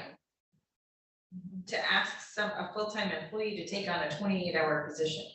I'm not sure, I think that's like, recalling the discussions, those things come in waves, it can be a long time when there are none, it isn't. And so when there are none, this 28-hour position is just, if we create it as a separate position, probably helps some other things, but they're sitting there waiting for the next FOIA request to come in. I don't think that, at least in my mind, that need is a continual need. I guess for my part, I'd like to entertain Chairman Wessel's idea about that, but I mean, we gotta get some feedback, but So I would like to concur with Chairman Wessel that we need to explore that idea carefully, because truly the week before a full-time position was created, we were pretty much told it was a half-time position. So we need to fully explore that. And I also agree that I question hiring somebody. What we hear from the prosecutor is there's more than enough work to do, but I would question hiring somebody who technically could be sitting around waiting for a FOIA request. And if the HR director has time, which we assume she would, we need to find that out. at least we don't have somebody sitting around between FOIA requests. So we need to explore that idea. I'm just a little concerned that the board is kind of overstepping our bounds as far as like what we know about the flow of work. And if the prosecuting attorney's office is asking for this position, they're there, so they know that they need it. I think we need to rely on the fact that we've hired people who understand what they need and what they, you know, and that they're presenting it in a fashion that it is necessary. My, thought is that if we just go around and say, hey, HR, you take this on, it's a 28-hour position, if you're already working a 40-hour work week, that's impossible. I think no one's saying that we're doing that, we're asking to investigate that and move it to the next thing. I don't think we're demanding that, we're just asking, is this possible within the framework we have? Is that the position? And then we're gonna have another budget meeting. So we're just trying to knock things off. Sure. Trying to move forward. Yeah, I understand what you're saying. And if that's the case, then I'd like to hear from the prosecuting attorney, and I'd also like to hear from Darcy and really dig in on what's necessary for this position. Is there general agreement to just move forward on that basis? I'd like to ask Administrator Allen, are we on the right track? You work, she reports directly to you, right? She is an hourly position at this point, or is it a salary? She's salary. She's salary, 35 hours. And is any, all of the positions are 35 hours. yeah, it just seems kind of premature to, with her not in the room and everything, so, yeah, I just. Under Sheriff Fiesel? Are you done, Commissioner? I'm sorry, yeah. Yeah, I guess I don't know how to deal with this as a budget item though, isn't that what our decision is? I mean, obviously, we have so much to think about on who or where it's going. But how does that relate to what this budget item is asking us? We had the. Go ahead. I worked- Commissioner Lawson. That'd be great. I worked with the prosecutor a lot on this. I mean, the vast majority of FOIAs, every department gets them. We get them daily. I spend anywhere from 2 to 12 hours a week doing FOIAs. We're still not doing them properly. We don't have the capabilities to detect body cam. We're not always in compliance. If they go to the prosecutor, they spend so many hours. At the dispatch, he probably spends anywhere from 2 to 8 hours. He's got to pull audio, he's got to pull records. We are primarily causing FOIA problems, like we should say, or the work that is created. And then that all goes to the prosecutor for further dissemination. I know the clerk's office gets FOIA a lot, every office gets FOIA. There is a lot of work here, and I think part of the prosecutor's concern was that we remain in compliance. Things are changing rapidly. FOIAs are going, they have skyrocketed in the last 30 years. We get them all the time. We have a fatal accident. Anticipate I'm going to spend 3 to 6 hours just going through, the last one was 80 pages. How long it takes me to go through there manually and redact what needs to be redacted? A lot of work. I think Commissioner Long. Oh, I'm gonna say, I'd like to tie to your idea, I'm a hard no. For a lot of the reasons that Jen just said, I'm more of a mind to either grant this, and I don't know where 28 hours came from. Does he really think it's going to take 28 hours, or is there some kind of other arrangement we can make with the prosecutor? Is it less hours? Is it giving more hours to somebody that's there now? What about the new detective position? We kicked around the idea, could they help with this? Because we don't know if a new detective is going to be needed. Are they going to be busy the whole time on day one? The prosecutor's the head of FOIA, it's a legal issue. I'm no expert, not speaking for Michelle, Yeah, I but think so. I'm sure the clerk is no Perfect legal person. expert when it comes to FOIA. Things have changed and there are certain things that have to be redacted. We're not trained in that as department heads. Yes, we It's have the sensitive. information, but it has always funneled through the prosecutor because it is a legal process. I wonder too, if the new sheriff's position, I echo Commissioner Lautner's question.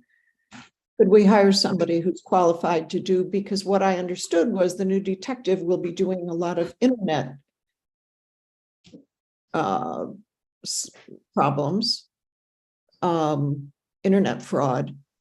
Could it also be somebody who's able to do the FOIA? Commissioner Ross asked the administrator a question, and I don't think she's had an opportunity to answer. I just wanted to respond. If you remember when we had this conversation early on, there was, when the prosecutor was here, he made the point that this skill set is someone that he would recommend that has some sort of legal experience, legal background. So perhaps someone that has been a legal secretary or something of that nature. So I just want to make sure that whatever we do, we are assuring that our employees have the skill sets to be able to do this job. It is ultimately, believe it or not, the board of commissioners that are responsible for the FOIA duties by statute. So we want to make sure that whatever we do, we are protecting the county and and our staff at the same time. And I'm not sure, I can confidently say that our current HR director does not have the skill set to do this. That's no disrespect to her. It's simply, that's a big expectation, and there'd be a great deal of training and time, and perhaps there's another option. I'm not sure, but I agreed to explore whatever the board so chooses. I think we leave it in there. There's penalties for non-compliance, okay, severe penalties. And we are responsible for the prosecutor. You wanted to get rid of, if I remember right. Patty Kilborn was, she's retired now, but I believe she was the FOIA officer for the prosecutor. And that's what we need to do. You got the money there. If you look out, you call her in maybe, or set up the thing to work under Darcy. Go ahead, Jim. Stacy Lamb does it now, and she oversees. Who does? Stacy. I Okay. put our parts together, Matt puts their parts together, we do what we believe is within the law, and it goes to Stacy for double checking and re-verification before they go out. So do we still need a FOIA person before it goes to Stacy? This person would essentially alleviate those duties from Stacy, because that's all she does a lot of times. And it would leave, it takes, this person takes a lot of those duties from every department. We would gather the records, but we would no longer have the legal responsibility to make sure they're redacted properly. This FOIA person would handle that work. They would be trained in that specifics. As I became undersheriff, the undersheriff before me, we're the FOIA, I'm the FOIA person for the sheriff's office. At an 8-hour training, I can tell you that's not gonna cut it. Contractual? She's not. So if Stacy's an hourly and she's doing this work now, For the prosecutor, yes. then we. Well, wait, so multiple offices get FOIAs. The type of FOIAs the undersheriff gets are clearly much different than what I get. Correct. And I would never speak for them. They tend to get more routine, repetitive type of.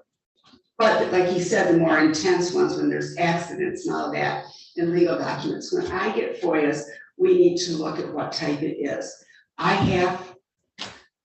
If someone FOIAs, for example, in my office court records, I respond on my own, FOIA denied. But there are some cases when I do need the heavy hand of the prosecutor, or a lot of times my FOIAs have to go to Cole Stoker because of the type of FOIAs that we are getting. And I always talk to the prosecutor, would you like to handle this, or shall I go to Cole Stoker? And it depends, because mine are a lot election related. And usually when there's one request for my FOIA, that means there's 82 others in the state of Michigan. And so we know what we can. Some of our FOIAs have to go to the Bureau of Elections. So it really just depends, but sometimes we need that heavy. I had staff back when Kathy was in my office work 2 days preparing a FOIA. We should have asked for the money first. It was close to $1,000, but people won't pay the money to prepare that FOIA because it's time and materials. And so there sits the FOIA, this thick. It's gone nowhere because they won't pay the money. And if we see, the prosecutor can also tell us if there's repetitive action from a certain requester and they don't pay, we don't have to honor it.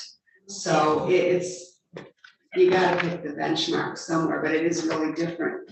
Court records, if someone tries to FOIA court records for me, it's an automatic denial of public records. There's certain things you can't FOIA. So what happens to Stacy Lamb's free hours if she's not doing that? Oh, I think she's pretty busy, and that would not be for me to say. I would never. Okay. I mean, Yes. that's the conversation, didn't she come in and sit down and talk at us? Prosecutor, I think. Prosecutor. Yeah, I mean, and she said that she hasn't been able to get to her actual work because she's just been doing the FOIA. I mean, That's where I was going the with FOIA that. rules Yeah. themselves are upwards of 80 pages. I mean, depending, if I have a report of juvenile, any mention of that juvenile gets her name, dates of birth, any medical information. So if we have a car accident with injuries, I have to read through the whole thing and whole pages are wiped out. I mean, that's just the parts we deal with. Phone numbers, addresses, dates of I'm birth, back social security to- numbers. Is 28 hours necessary? Do we have the prosecutor come back, put this in here for now? I mean, I think Can they we- did it, yeah. didn't knowing what they're There's doing. there's two numbers on the sheet. Kathy and I were Yeah. just looking, you did a Sean- placeholder of the most, but it Right. says 28 or /21. Right. And I wasn't included in these discussions about two to one, so I don't know what drove to go to the 28 or the 21. I don't know, because I wasn't I think included. he went with the higher place mark is what I'm thinking, but I don't know the rationale. The 21 to 28 was Joe's best estimate after speaking to several people, that it can run, probably runs at a minimum of 20 to 21 a week, upwards of 28. up to Commissioner. period. Commissioner Freeman. Two things. I want to mention, we are all addressing the toxicity that's happening in this building right now. And overworking an employee is definitely adding to toxicity, whether it's, you know, Sheriff Kiesel,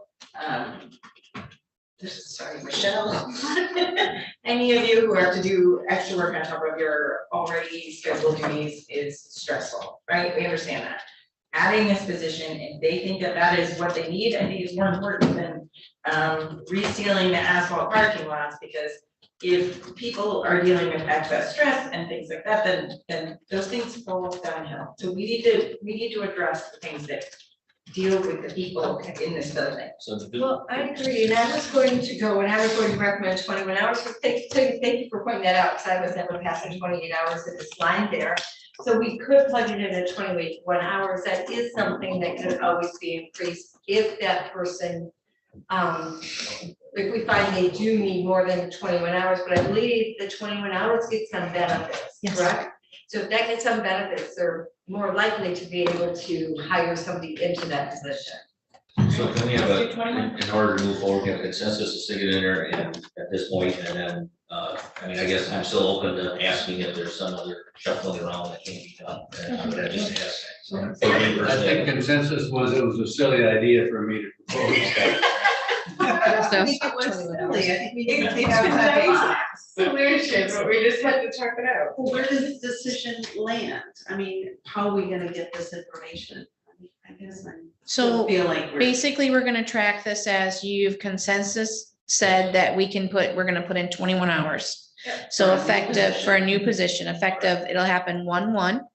And it'll be posted ahead of time and they can hire somebody effective 1/1. If the 21 hours, it seems like the consensus is not enough, then the prosecutor would come to you and pitch for more hours or what's needed in that case. We're kicking this back to the prosecutor, leave it at 21, right? We're gonna put this person Let's move on. as additional staff at 21. Just like we did with the detective, an additional body. All right, let him do his job. sorry, Okay. let's move on. All right, so the next one down on this one, it does say number 47, it does say emergency services. That is actually, it's not emergency services. This is related to the 911 request of the roles. My recollection is that this was going to be part of negotiation. Right. Definitely. Okay, so that there would be a line drawn through that number then. Okay. Is that your understanding? Yeah. I have to admit, I was just looking to the undersheriff to kind of. I know some history on it. I know why he's asking. Right. but Yeah. But I think you as the board would have to work with HR and the administrator if you're going to negotiate what I would call like a grade 1, grade 2 kind of thing, right? Right, a man, you know. I would tend to agree with Jen, I mean, there's union ramifications Yeah. there too, that Yeah. you probably, if you approve it in the budget, you probably put the cart before the horse. Right, I think it's, he couldn't begin, we couldn't negotiate it unless it was in the budget. He came to us and wanted a supervisor on each shift. Right. Like $2. So I think Yes. you come under your union negotiations, working with HR and administrator on that one. All right, so that one comes out. The next one is gonna be election staffing, and that is the early voting coordinator, the clerk's office. So I believe that's a temporary position, right? It's a 1 year, it's not a temporary position, but it's a 1 year request. I don't want it labeled as a temporary because that has different implications. But it is a request for 1 year to end on 12/31/24, and it does have benefits associated with it. So I believe, I'd like to Right? wait a minute, Okay. I'm not done. Excuse me. Excuse me, guys, but it's hard on Zoom to get in We here. apologize for the lag, so. Yeah, no, this is a really important position. We won't call it temporary, but it is just to make sure that our elections are, with lots of new changes this year, that we are giving support to our townships and everyone working elections, including in the clerk's office, to make sure that at the end of our election process, we can say we did everything we could to guarantee an accurate and fair election. So this is a very, very important election, and historically, we've always done everything we can to support our election process, and that's part of our job. I just have a question to follow up with, I'm trying to parse the language there. It's not a temporary position, it's a 1 year ask, but do we expect that we're gonna have another 1 year ask the year after that? Would not, unless there was some sort of constitutional amendment, 25 is not an election, it's an off year. So yes, we have elections, but the agreement that I've been working on is there is no desire by the township clerks or by myself to offer early voting for non-federal and state. Federal and state, we have to offer it for. In 25, odd year, we'll have Leelanau school, we'll have some small things, but there is no intentions to do early voting. I mean, you're talking about $90-some thousand of expenditures, we're just not gonna take that on. So from a practical standpoint, just follow up, we'd be able to hire someone and we would have a year and they off a year and then hire a year. And I don't know, because I'm not worried about what's gonna be in 2026, because the agreement, just so you're aware that I'll be bringing to you, does not talk about the position, but it is an agreement by the Michigan competitive laws I have to enter into till the end of 25 of the positions. I see no reason that we have to go beyond 12/31/24. There's no, unless I'm missing something, I don't know why it would need to continue for the purposes I'm using it for in 24. Those won't exist in 25. They may exist in 26, or the townships may all go off on their own. Is this one that we get some potential for reimbursement for? I'm going to ask through, I don't have it in front of me, through the state. I don't know if we can. I'm going to ask, but I do not know. What would be proposed if you wanted to follow through with this is election right now does not have its own staffing level. So we would be creating an election staffing level that goes in line with what will be part of the budget. And at that point, if your direction is that this is for 1 year, then that is the time frame the deputy clerk. So it'd be when it says FTE, it'll be it would be 80% at 28 hours. I believe that's the number he's got here is 49,000. So I'm thinking that's a 28 hours what he plugged. And then we would put the time frame 1/1 to 12/31. Does that make sense? so that it is only a staffing level approved for 1 year.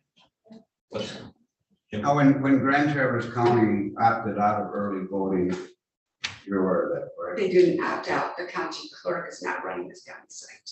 So do we have that option? No. Do you have the option? If the township clerks have asked me to do this, I can, well, right now you don't. I have to honor the commitment I've made to them. We've already notified the state that we are doing a county-wide site here at this building administered through the county resources. So the townships are doing it, you're saying, in Grand Traverse. So the townships The have asked you. townships, yes, the townships have, in Grand Traverse, they were going to do it under the county, and then one township board said, listen, we got money, we're just doing it ourselves. We got 20,000 registered voters, we're doing it. Then a couple over here gathered. Now they've got one township that doesn't. Antrim County, every township clerk, I won't say the reasons why, but every township clerk is opening up their early voting site. You're gonna have voter fatigue. I mean, election worker fatigue. And we've got, you know, in Leelanau County, we have, is it only 3 townships actually have township offices? Right. They don't have internet, and they could consolidate, and they may, after 24, decide, you know what? Us 4 townships wanna go together, us 4 townships wanna go together. I did hear from 3 township clerks that personally reached out to me and said, please, fund this position and support Michelle, so I plan to do so. For 1 year, we need to make sure we do this right. I don't know what the future will bring with this, and unfortunately, not to give you more information, but February is not going to be a real good indicator of how many people are going to use this, and that is the commitment with or without the position I've made. August and November are going to be another story, and you better remember, we have township clerks, which is not my problem. They work other jobs, and they're never in their halls. They don't have internet. So are we ready to just? Yes, definitely. Let's make a Yeah, decision. moving on there. Is it the consensus that it stays? Is it Yes, not yes, heads? yes. It doesn't Jen matter. creates that. Yep, I'll put a staffing, that'll be new. We'll do a staffing level in the election budget. Probate court. That I think was a kind of hard no earlier. This is the one that you temporarily approved it for 23 to bring it to the 24 budget, just for recall. So we said yes. You said yes in 23 and made it full-time. Yep. Or I think that we gotta stick to that. I don't think we can. Yeah, so Commissioner Lautner said that was a hard no, and I don't recall that being a hard no. So just to confirm, this was the temporary increase so that they could get somebody early, or what is this? I need this clarified, please. It was Chris's job up there. Quite often, it takes quite a long time to get papers through probate court. We have left here at 8 o'clock at night sometimes, and Chris has come down and she's doing the work, trying to keep up with it. Yeah. So this original position was brought back to you as a board for a commitment of 21 hours. An employee was hired. And then that position was, that person left, another person came in and they were dedicating 28 hours. So it was moved to a 28-hour position.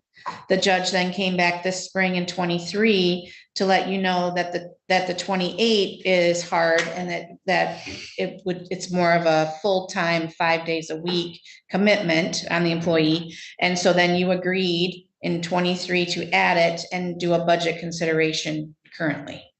And my understanding on that was that we told the judge that we don't increase positions mid-year and we wait for the budget process, but we were convinced as a board that at that time that she needed it for the balance of the year. I'm not hard, no, I would support it. I was going on the check mark sheet. Oh. And there was only 3 yeses. Okay. So I was. No, I support that. I support that. I think it's very important. I recall that. I'm tracking this as we do it. And I don't disagree with, things that are needed, but just so that you're aware right now, your decisions so far have around a $300,000 budget impact. Okay, and so we need to be respectful of our staff and their needs, but we have taxpayers that we're responsible for as well. So I have a little spreadsheet here I built that if you say a yes, the number slides over and totals at the bottom. And so Okay, so I have, that we are able to revisit this. I'm gonna say yes or no, but at the end of the day, we have to figure out how we're gonna pay for everything we're doing. Okay. So. And I'm a no for now for that, this will be back every year as, compounding. Yeah. We need a nods or a no. yeah, I have a Lautner no, I have an L. Guyer Wessel and a Rex wrote yes. Kramer's yes, Ross, Yes.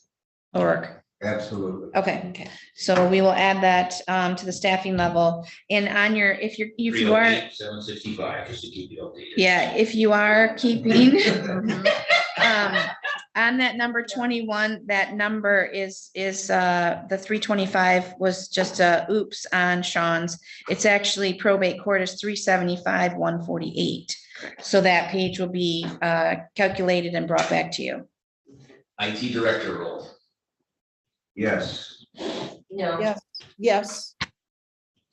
Yes, I have talked Wanna with get to Anna say a couple of yes, fine. times, and all our conversation is talking about internet and all this stuff. If we don't have a strong person leading us, I think we're shooting ourselves in the foot trying to get Toya stuff and all the other. I'm a conditional yes on the ability to renegotiate the contract with safety net, because we got here by when we lost our IT director, I think, and Chris will probably do this. And so the idea was you don't need an IT director. We're going to supply enough services that's not needed. I think I'm hearing that's not the case, that we should do the IT director, but this is mine is a conditional yes that we actually get. And I think Administrator Allen was speaking, but I think there's work being done on that right now that says we can make this probably a budget neutral item by savings in the safety net contract. And that's the way I support it. When is the contract? Legal is currently reviewing the contract. In fact, they're completed that, so I just need to have a conversation with legal in terms of where we are with the contract. And then the next step is that we've also had some major projects in that agreement, with the major servers. So I think we have the opportunity to go back to safety net and say we want to adjust the agreement to bring that down to be able to make this transition more, you said. While we're discussing that, I would like you to, because we have not touched that yet, this budget round is under your special funds. It is page 66, and this is your data processing fund. And I would like to go over what transpired with this fund. What page? 66 of 80 under special funds. Oh, what you got? Well, my wanted to explain my hard no. My hard no is based on the fact that we hired a technician. We advertised for a technician, we hired a technician. So this isn't about personalities. This is about, we don't know what personalities we're dealing with. So yes, do we need an expert in that place? Yes, we do, but do we have the best expert as a department head and IT director? That we don't know. What we have is somebody working in that office right now. And for the person working in that office right now to say, I'm not gonna prepare the budget, it's not my job. That doesn't sit well with me. So maybe that personality is the right one, I don't know. But my hard no is, let's go out, let's apply for a director. And if that personality is the right personality, then we'll all set. But For budget purposes, we would still need to spend the money, whether it go out for things, and so can we allocate the money and continue the discussion on how we proceed? I would like to comment on it because I think that I strongly disagree with Commissioner Lautner on our current person, and I think she has to hear that. Last week, 2 weeks ago, I was over in emergency services, and there's Leelanau. And then I was in the sheriff's department and there she was. And then I went downstairs and she was helping a group down in the community room. Technology has changed so much and we expect more from her now than we expect from our director several years ago. And I just want her to hear that she's appreciated. I think she's doing a really darn good job. Excellent job as a technician, hands down. I agree with you 100% as a technician, 100%. A department head is different than a technician. Okay, I think we hear you and agree with you, but we have a vote. What So let's- number, Jen? Okay, so this is page 66 of 80 under data processing. So this is just an update as Kathy and I were discussing with Deb and Commissioner Rexroth this morning. The cost allocation plans within this county run the departments. Okay. Run the departments in the sense to what drives the additional costs to fund what we consider our cost allocations. This county cost allocations, their Blue Cross Blue Shield, their motor pool, their data processing, their telephone, their buildings and grounds. So anytime changes are made, those costs are reflected and then spread throughout the departments. Kathy and I touched a little bit on this in those first 5 months when we talked about it. So what Sean had asked and we had provided with Deb's guidance is you have a balanced budget and it is status quo. But nothing was brought forward to update this budget other than the wage increase that is projected at 3.25. So I just want you to realize, so under contractual services, under your expenses, under your safety net, we did increase the safety net because we are aware of that contract negotiation that's projected. What is that, only like a 3% or something? I think so. It's a built-in and it's an odd contract. I shouldn't say odd, but it runs like April to May, right? Or May to April. It's an off year. It's not calendar year. So that skews it a little bit. But on page 67, that second page, this is the first time we've had what's considered a contingency line item. And the direction that Sean and I worked with Deb is that this contingency line item is placed as a placeholder and nothing at capital outlay. And the reason for that is there was a miscommunication between the IT tech and then finance of what is necessarily needed here. That a fair statement, Deb?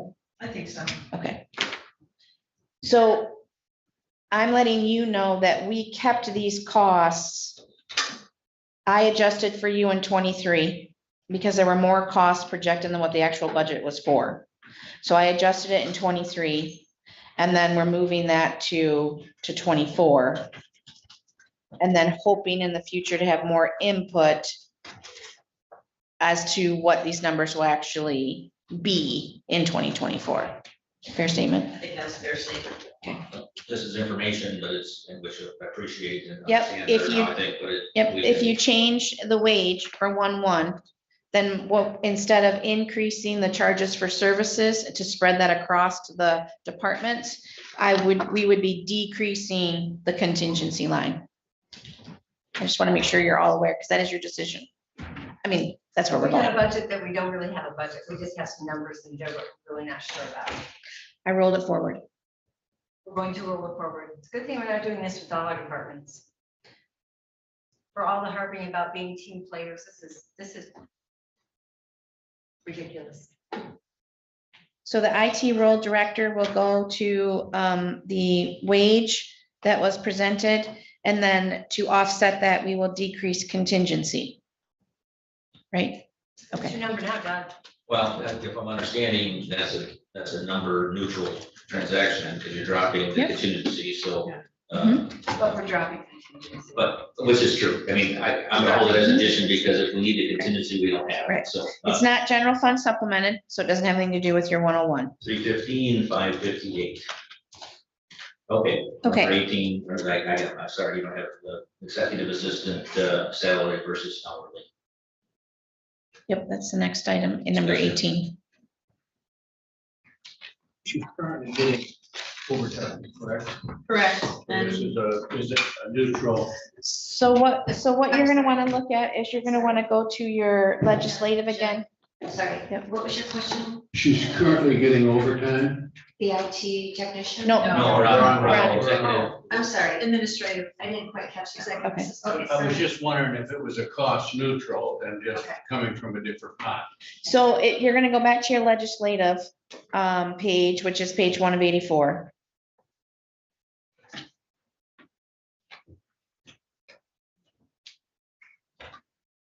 So I'm not sure. Kath, do you want to trade places? I'm not sure where the number derived from, so. Yeah. I don't know. Are you proposing a new non-union wage schedule salary amount? Is that what you're? Yeah, we can I trade. believe that's what we had discussed, Okay. was making it a non-union salary position to be more in line with what the deputy chiefs. Chief treasurer and chief register of deeds. That's the wage that you would like to implement for the executive assistant. I think that that number reflects what the recommendation, the difference in the current salary and the recommendation. Okay, and I think that was mentioned, it does not include FICA. I'm not sure at this I- point what all was included in that number. I know that there were calculations made. I did not make them, so. I I did, did I, ask if those were fully burned every time I saw them, and I think I got the answer. yes, but, yes, and I did prepare this this is a net effect, because when you take a hourly salary or an hourly employee, they're going to have a line item for holiday pay, things like that. And when you're salaried, those disappear. So those get zeroed out. And if you want to go to, Jen, did you get into that page? Okay. So if you go to page 1 of 84, the salaries, non-worked holidays, that'll get zeroed out. So it's set at 23.78 now. That gets zeroed out. Okay. And then overtime up above is currently at 3. This particular line item has been pushed this year, and that would get zeroed out. So you're going to, in essence, put a salary line item in here for X amount. I can't recall it off the top of my head, and I didn't bring it with me. And 89,44. okay, and so without overtime and whatnot, it is, if there was no overtime, it's about a $12,000 increase. But if you zero out the overtime and the holiday, the net effect is this number, 89. So you've already factored dropping those items into The net effect. So, Mhm. even though they'll go away, it is a $9,000 increase in budget. And I don't know if you know today, Kath, what the current, where we are with overtime. It's. It's blown up. So. So we're Who well, controls that? That Control that. So you're saying we're way over the 3,000. Yes, in that line item. So that shouldn't be happening.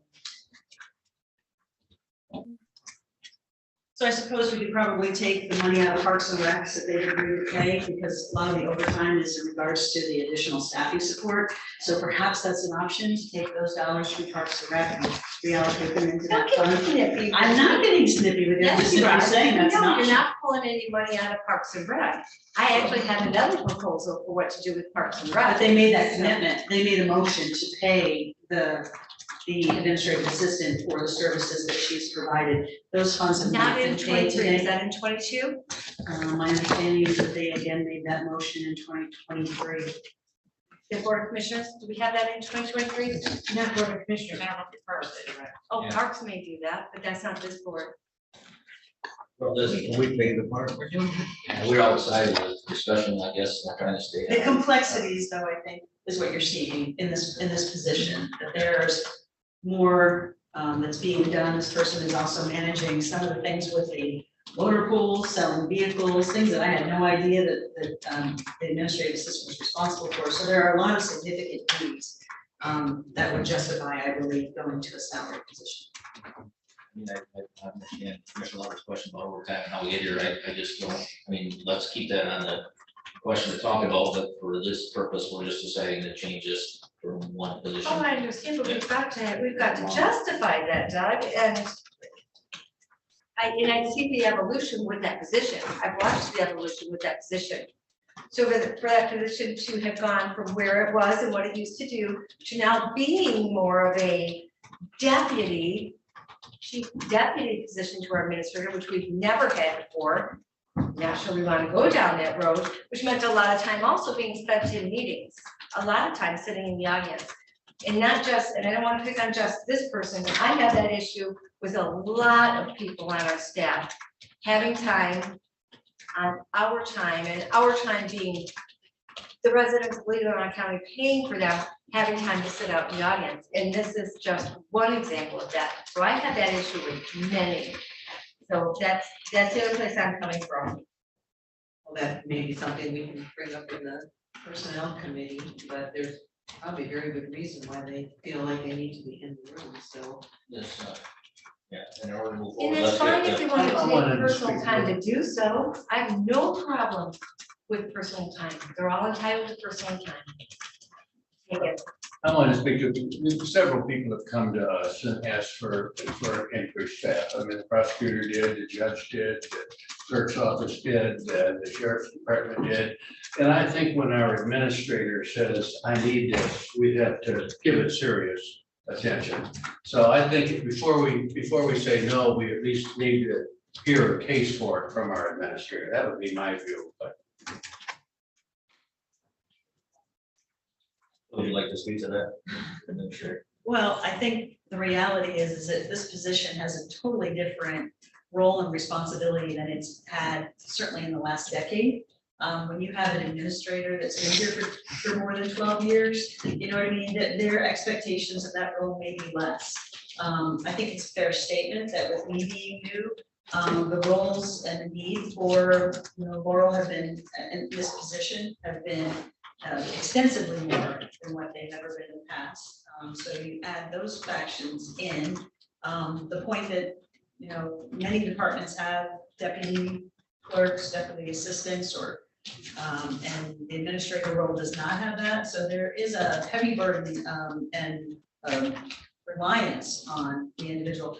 I, again, was not familiar with all of the other duties as assigned that Laurel is currently managing, not just motor pool, but a lot of legal issues for the county. So this is the only staff person that I have as a resource for me. And so when we have meetings, oftentimes I can't take notes and also try to manage. This is not, and please understand, this is not a criticism on any department or anyone, but oftentimes we have not had the option of getting minutes quickly, and I have the responsibility of reporting back to the board. That is why I have asked Laurel to sit in. This is not a criticism on the clerk. It is not. It's simply, if I am to do my role and get back in a timely fashion to the board, I oftentimes need to make sure that I have someone that is tracking things and helping me maintain what the reporting is. So from those, there are rational reasons why. And to ask Laurel to move this position to a salary position is so that there is ongoing support, and I'm not in a scenario where I'm having to worry about overtime hours. That has been the reality this year, my first year. So basically, she is doing the job that you need to do. So, I think we're I take, honestly, I haven't seen notes being taken. Honestly, we have sat here and requested things here that were never followed through. They were never followed through. Can you help me understand what that is? I will take one, and it was a contract with it was the health department in the basement. Time and time again, we mentioned 8 parking spaces, should it be in there? How many times did that come up, and how many times was that mentioned? Until Commissioner Rexroth said, yep, that can be in there. And it came up. How many meetings did that take? That's case in point. And that's just one. And because I'm not gonna go on. There's several, and I'm not going to go into them. That's my point. I haven't seen that benefit personally. I think your view is clearly hear you, so let's, what are we doing with this one? Consider it out. You're outvoting me again, as I understand it. What's that? I said, I think you're outvoting me again as I read it. Yes, you are. I would Or- like, Well, I think we ought to take a Let's show. loosen it up a little bit. We're getting too damn tense here, All right, let's- okay? Do your job. I am doing my job. This is all I'm saying. Let's move it. Okay, but we're, I'm going to assume the role of chair and say that really our board rules say we speak to the board as a whole and not each other personally, and I'd urge us to do that. Yep. Okay, So so that's I just, where I was going with it. Just give me yes or no, Commissioner Lautner and No. Commissioner Kramer. Yes. so I'd like to make a comment. Commissioner Hill. Okay, can we? I hear what our administrator Alan is saying, that it helps her to have her administrative assistant sitting in the audience.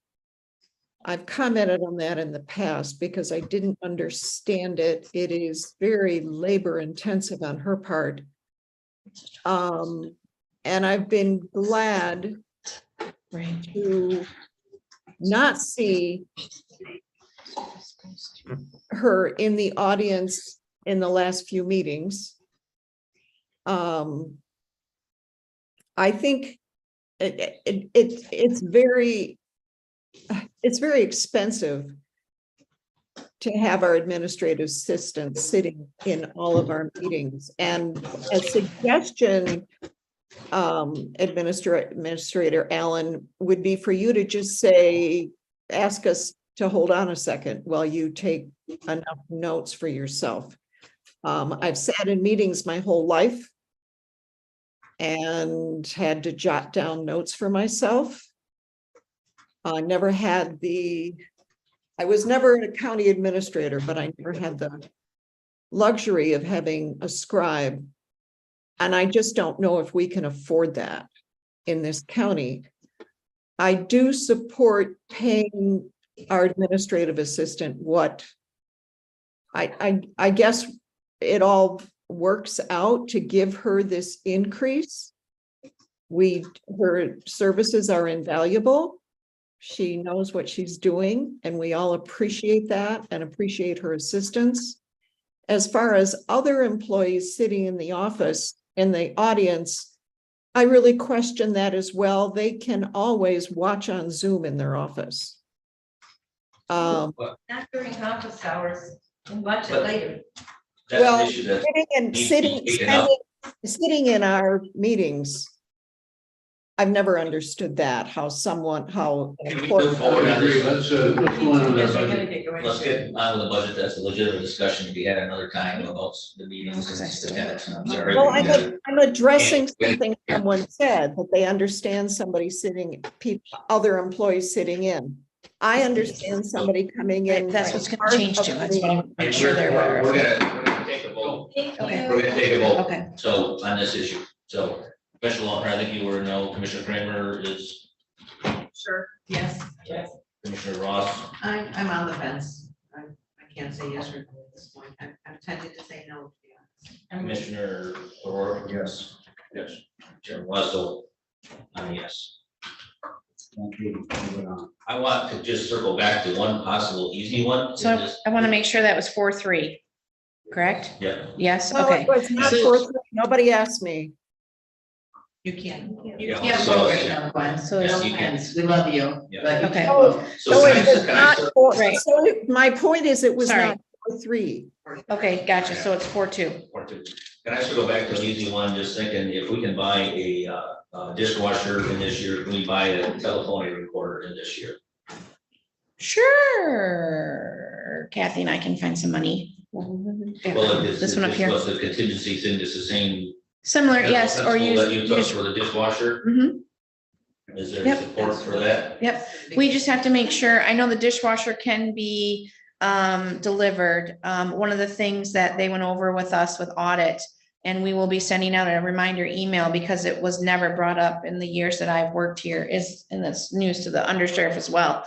You must purchase, and purchases must be delivered before December 31st if it is to be out of your 23 budget. We had not worked with that. We've been very lenient. If they got it the third, fourth, fifth, sixth, seventh, eighth of the next year, it is a hard no. It is ordered, it is delivered. We actually ran into it with toilet tissue, so it worked out. The toilet tissue never came. Right, So, but I'm just. We can try, right? Yes, So let's just move yes. forward from there. Yep, So- okay, yep. So we will try to get that in as No, not yet. but- both of those. Okay, We're so. gonna try and see that, and maybe we'll have Yes. the information from Yes. for the next meeting, how fast it can be. So delivered. the executive assistant we will be proposing for you is that the wage of the executive assistant goes from 53,000 to 62,523. That is going to be an increase of 8,677. We will multiply that by the FICA. And then we will deduct the hourly, the overtime number, and we will deduct the non-work salaries. Done. So I just wanted to let you know. So it's not, this 8944 is, It's a netty, it's a yeah, net it's figure. a net figure with a couple. So I just want to let you know, we will be moving the executive assistant effective 1/1 of 24 to 62,523. Secretary. maintenance, Executive parks, assistant. Okay, yep. I don't, this one. I didn't Secretary, even know maintenance, this was parks and discussed. rec. It was discussed between the two, but then I think it was a no. Okay. I believe that the rationale for item 19 was that if there was not needed, or if the board was not interested in moving forward with the executive assistant being a salary position, there would need to be a secretary position for Parks and Rec. In this scenario, if the board moves forward with the administrative assistant being salary, that allows for more hours justification, so there may be an opportunity to remove item 19 in terms of maintenance and Parks and Rec. However, I want to just state, as we look at this, it's a bit convoluted because if the board is also not looking forward to going forward with the facilities director, there may need to be some administrative or secretarial support for maintenance. There's currently no one doing maintenance or administrative support for the maintenance department, so we're not seeing tracking or reporting of items under maintenance, so this is a bit confusing for all of these. I'm not proposing that all of these positions would be approved. I'm simply saying that there is a void right now in some of these, I'm just trying, so I just open discussion, just wanted to kind of put that before. It may be something personnel committee needs to address, but Give me any comments on that? Any thoughts, or do you just want to vote? I'm a no for that on now. I think we ought to keep looking at that. I'm also a no on the facilities director. I think we do that when we have a vacancy in the maintenance department, and then we create the jobs we need. But I don't think we're in a position to add that now. I'm a no on the next four, just to get formed, but we're doing this one right now, so where are we at, maintenance, parks and rec? I'm a no. Commissioner Ross, no. 3 no's, we got 4 no's. No. No, so we got 6, no, we have to record it. Facilities director, I'm just gonna speak to that, I really believe that's an important position. But with everything we got going right now, I would like to consider that for next year, see our revenues, that's just my position. So I actually champion that because I think it saves the county money, but there are so many things going on right now, I can't swallow that pill right now, so. Yeah, I'm no, gonna- I agree with Russell, no. So I have a question. I totally understand that if I was zooming in on one of our Board of Commissions formal meetings, I cannot vote. But this is a budget discussion. So our votes are not legal, formal, they're just straw votes. So I guess I'd like clarification on the fact that you're not going to consider any of my votes or opinions. We didn't say that. No, I mean, you can Where you go working? ahead and state them. It's fine. And don't think anyone's against that, but. I know, but when you're voting, these are informal votes. I think I did not hear that my vote in this meeting as a straw vote. This is a straw poll. Does not count. Not counting.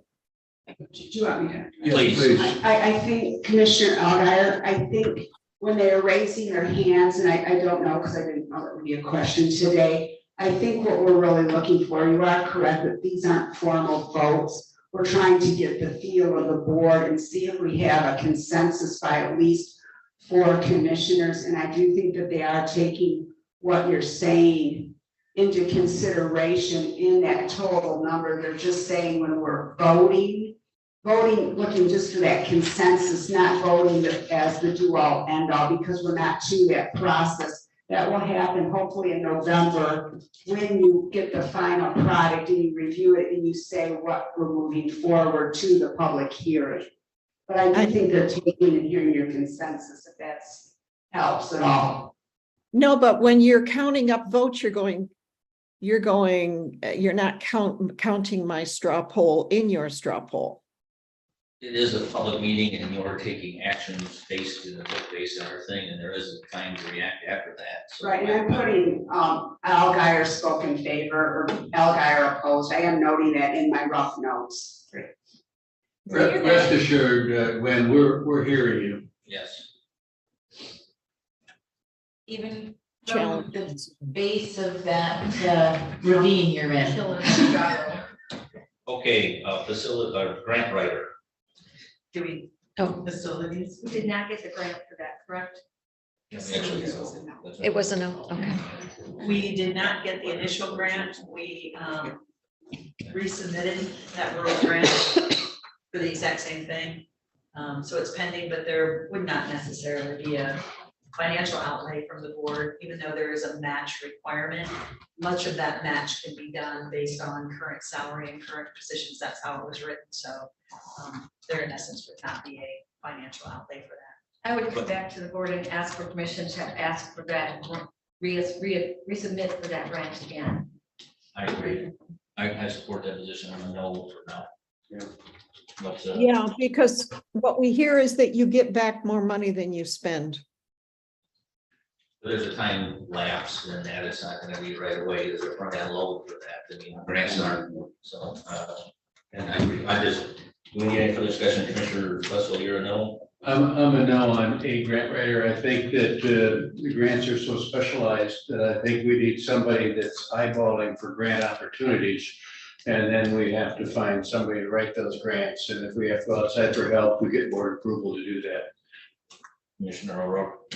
I agree with Todd that if we, it's a specialty grant, we'll seek the person to write the grant. Commissioner Ross. I encourage our administrator to continue to come to us and look for grants to support this position. No for now, Commissioner Ross. I'm Kramer. I'm gonna be in the minority and say yes, even though I'm in the minority, because I think with technology today, you could use ChatGPT, you can have someone actively looking and sourcing these grants out, and in the long run, I think it would actually help all of us, so. Commissioner Lawler. I say reapply for the grant and get it Oh, that's grant right. dollars. I agree. So I hear no's, so that's enough. You heard one yes. Yes, I'm sorry. I heard enough no's to put a no by it. And I know Commissioner, was that- I thought Commissioner Elder supported it. Altair, what do you think? I thought she supported it. We I'm sorry. wanna know.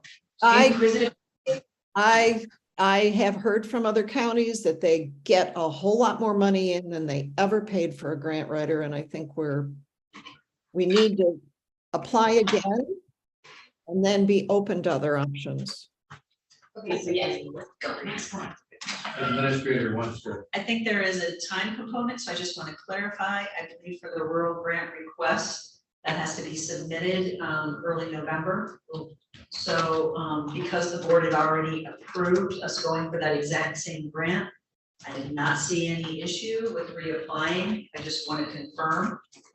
Is the board comfortable with moving forward? It seems to be what I have heard. I would say this, we can't tell you that right now, not by any formal vote.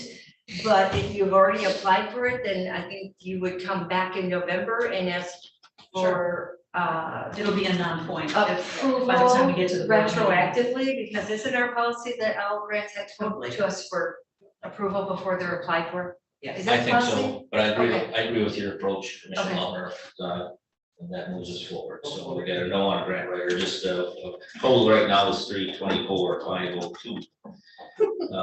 Incremental employee salary merit increase. No, I'm a no. we're gonna have to. I'm a no. Commissioner Rohr. I'm a yes. I don't know. I need to understand this. If we vote no, do they get the customary yearly adjustment? Yes, that's in the budget already. 3%. Yes. 3.25. 3.25 is baked in the budget. This would actually make it 5%. That doesn't. Okay. Yeah. Okay, I'm gonna have to say no. I'd love to say yes, but that's a lot. We're gonna know, Commissioner Alguier, I'm trying to. As what long is your- as they, I appreciate that, thank you, and as long as they're getting their customary increase, then I would say no. Because we gave them, we gave them extra money a year or two ago too. Look how that helped morale in the building. Financial analyst. This was a position requested previously. I'm not sure that there's relevance at this time for that position. I guess, we're probably gonna, go ahead. I think wherever we're going with finances, when we decide where we're going, I think we've been speaking about the need to make sure that staff appropriately. And if it's the current team, they're gonna need more help. We don't just take up the gap by not having staff do it. So I wouldn't call it a financial analyst, but I think we need some contingency for spending the money that we know we're going to have to spend to do the finance reorganization that we need to do. Whether that's another clerk, whether it's whatever it is. I agree, but at this point today, I think we haven't taken that deep breath yet. And I would agree, if this said, account clerk, that's who we lost, and haven't replaced, so, that's totally different, but yeah, not yet. This is a merit increase. There's no merit if you don't have the So position. this is the transition. Oh, transitional, I'm sorry. Yeah, this is. We moved on. Yeah, We moved on. moved on, Big yeah. gap. Yeah, so, So on your financial analyst, do you just want to proceed with it in the sense to where after you decide your plan, then in 24, you could always take that from contingency, which is the 440, and move forward from there, since it would be whatever you choose in your plan? Commissioner Lautner, would you entertain, I'm just thinking outside the box, I mean, because we know we're probably gonna have to do something here. I would suggest we take it out of here and add it to contingency, and then we plan for it, and whether it's this amount or something close, then we've got.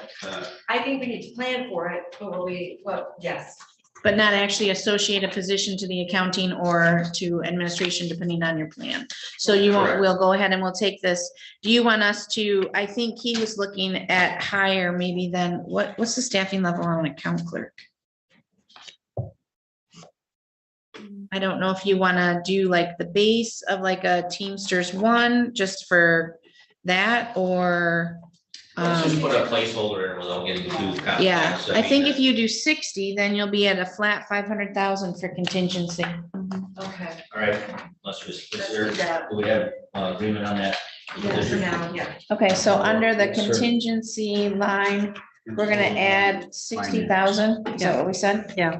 I think Page, it's a way to recognize we have a need Okay. without defining what that is. page 84 of 84. Yep. They- Page 84 of 84 is the last page right before special funds. And it's your Okay. contingency. Push that to 500,000. Push that to 500,000. Okay.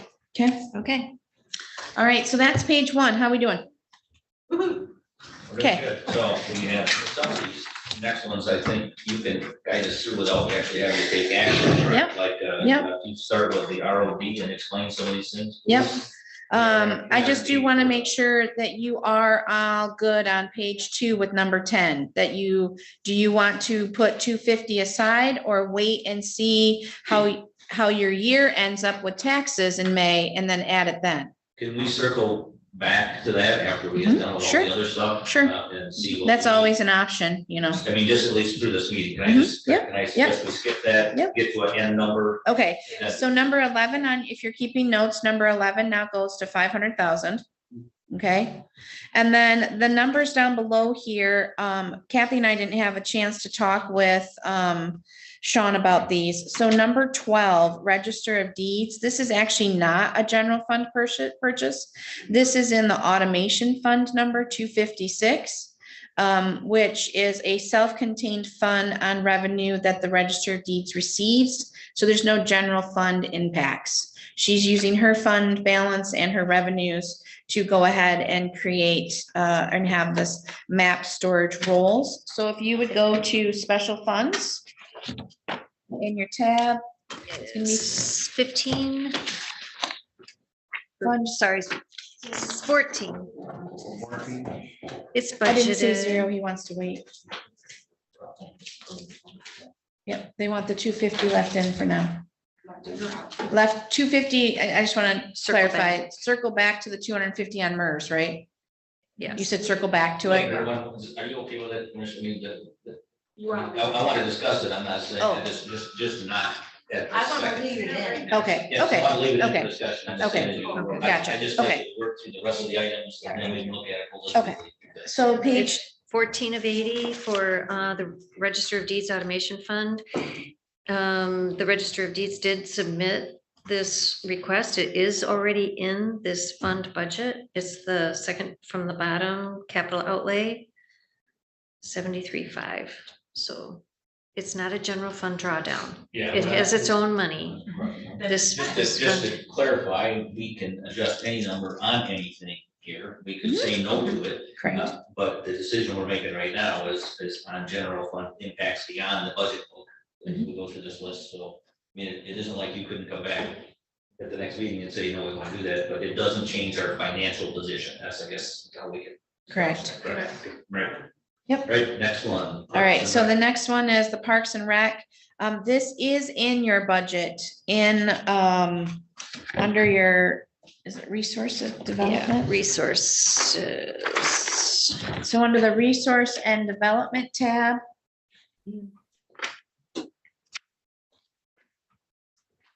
Page 70, I think.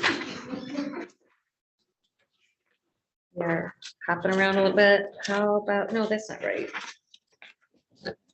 We gotta keep going. Next Oh, sorry, tab. internal service, my bad. Yeah, my next tab. 850, 756. I think this is consistent. I think this is the number that Parks and Rec has consistently. We just want to make sure that it's there, so. Well, we have two issues, but one we can't probably. Correct. What page on is what? So 81. 81 of 84, it's the second from the bottom. There is a mark for 55,000 in capital outlay. So there's a couple different things. Number one, this is a request. They left it the same, knowing we've always been turned down for more money every year. The request, the hope was actually for more, because the list of things that need to be done in the parks is probably $200,000. But they're always at the point of, well, we never get it, so this is a bare minimum. That is one issue. The second issue is, for reasons out of their control, they haven't been able to spend their capital outlay for 2023. So they're hoping to have whatever we cannot spend in 2023 out of our control would be rolled into this budget. But that would probably have to be an amendment, because we won't know until December 31 if we were able to spend any of it or not, or how much of it. So that is going to be the request of Parks, to have that roll forward, so that we can at least get a few projects done next year. So you're saying you bring this up again after we know what the spend was, and we would maybe do it as a budget amendment then, so we wouldn't have to act on I would that. guess it would have to be amendment after the first of the year. Yeah. So for now, we just deciding whether we're taking the 55 Or do you wanna up it? Or do you want to up it? Well, Linda, I haven't been on the Parks and Rec group for a while. Why weren't they able to spend their money this year? Can I weigh in at any time? As I understand it, they're working on a general plan for the Miles Kimberly Park and working with the company to try to get that plan. And I don't know if an engineer left or they were left midstream in my right track, and they weren't able to get that done. And they need that to move forward with the next biggest project. What Parks and Rec has tended to do is, because it's such a small pot of money, they say, well, okay, let's spend it at Old Settlers this year. Then we'll spend it at Veronica Valley next year, and then Miles Kimberly the next year. And that's kind of where it's led to that. So, I just have to add that, again, I'm new to that committee, but I've been involved with it in my past role as a district forester too. And my sense is that without strong leadership, I don't know how that would look. That committee has a real hard time following through and getting things done because we're all volunteers.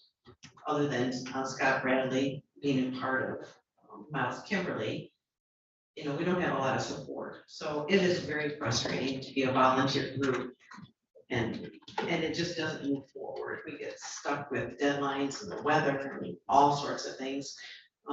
A very committed group, and I'm proud to be a part of it, but I want to support the money when we finally do get to a position where we're moving forward, but it's a combination of a lot of things. And I don't say that to point fingers or anything, but it's just, the situation is a little unusual to have these wonderful assets, what we call our parks, beautiful places, with not a real strong system that helps develop those. That's just my take on that. I mean, is it possible that we fund the secretary position and then have them get some grant funding? And because there's so much money out there for conservation, like Those dollars are very difficult. A lot of communities are going for different grants and our county does not. but the infrastructure that it would take to move this group forward, you're saying, is not a secretarial position, but I like your thinking. something that, you know. But another thing we run into is because our land values are so high up here, that they kick us out right away. They'll say you don't qualify. Solon Township is running into that. As poor as Solon Township is, we have so much value around that little bit of lake we have that we just don't qualify for any grants and things like that, or very few of them, some little ones. But honestly, Water protection. this is one of the reasons that, I hate to kick too many things down the road, and this is why, as I talk about positions that will be back next year and we will have to fund them because we put them in place when it comes to personalities. We may have some extra funds come first of the year. We may get more tax dollars. We may get some reimbursements. We may get this. But keep in mind that at any one given time, we can find $100,000. Parks and Rec could start one of our biggest projects in Miles Kimberly Park. We could get 1 mile paved walking loop, less than a mile now, walking loop that would benefit people in wheelchairs, moms with strollers, kids learning how to ride their bikes, rollerbladers, everything. It's very popular among the general public that we get that loop in. And we just need that one big $100,000 gift from the county at any time. We can come up with that, So we're actually deciding whether to take it out, leave it as is, or add to it.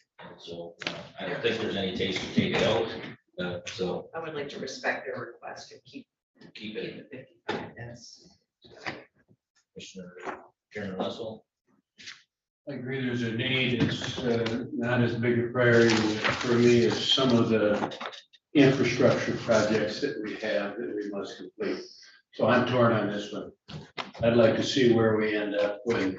Can we agree to, because it is a capital thing, can we agree to address that, just move it to our next capital projects? the amount for Parks and Recs, can we? Well, I said, don't touch that today. But I mean, that's a point, it can be talked about as part of our infrastructure capital improvement thing and see. Because we're not gonna get to those things, heat pumps and stuff. We decided we're getting through operational budget right now. No, you can't take any of that with Parks and Rec. They're running so fair minimum now. I'm not at all advising that we take it away, I'm just saying we keep it under consideration when we look at the other capital improvement things we have to do and maybe add to it. I didn't. Oh, and add to it. Okay, I'm okay with that. Yeah, that's. Yes, definitely. I am okay. I was like, where are we going Oh, yeah, here? yeah. Okay. Yeah, right, so Okay, okay. Trying to clarify my position. Yeah, that's okay. So Okay. anyway, I guess right now we are Status quo. status quo, so there's no budget impact. The next one is office chairs for building safety. It is in the capital outlay on special funds, page 59 of 80 for building safety. This is, it's built in there that they would spend their fund money for these chairs. But didn't we decide Discuss. maybe half? Tell them they can have half. That was a lot. I think you've heard from me enough about chairs. Yes. But- I wasn't sure this morning with Doug when we were discussing chairs. Typically, chairs would be for the whole building, and it would be through the building and site committee, and then they would then reference what the county is going to spend as a whole. So you would do like a little assessment, who all needs chairs, you know, that kind of thing. You bring the people in, have them test out the chairs, you purchase chairs, everyone's happy with their sitting arrangements.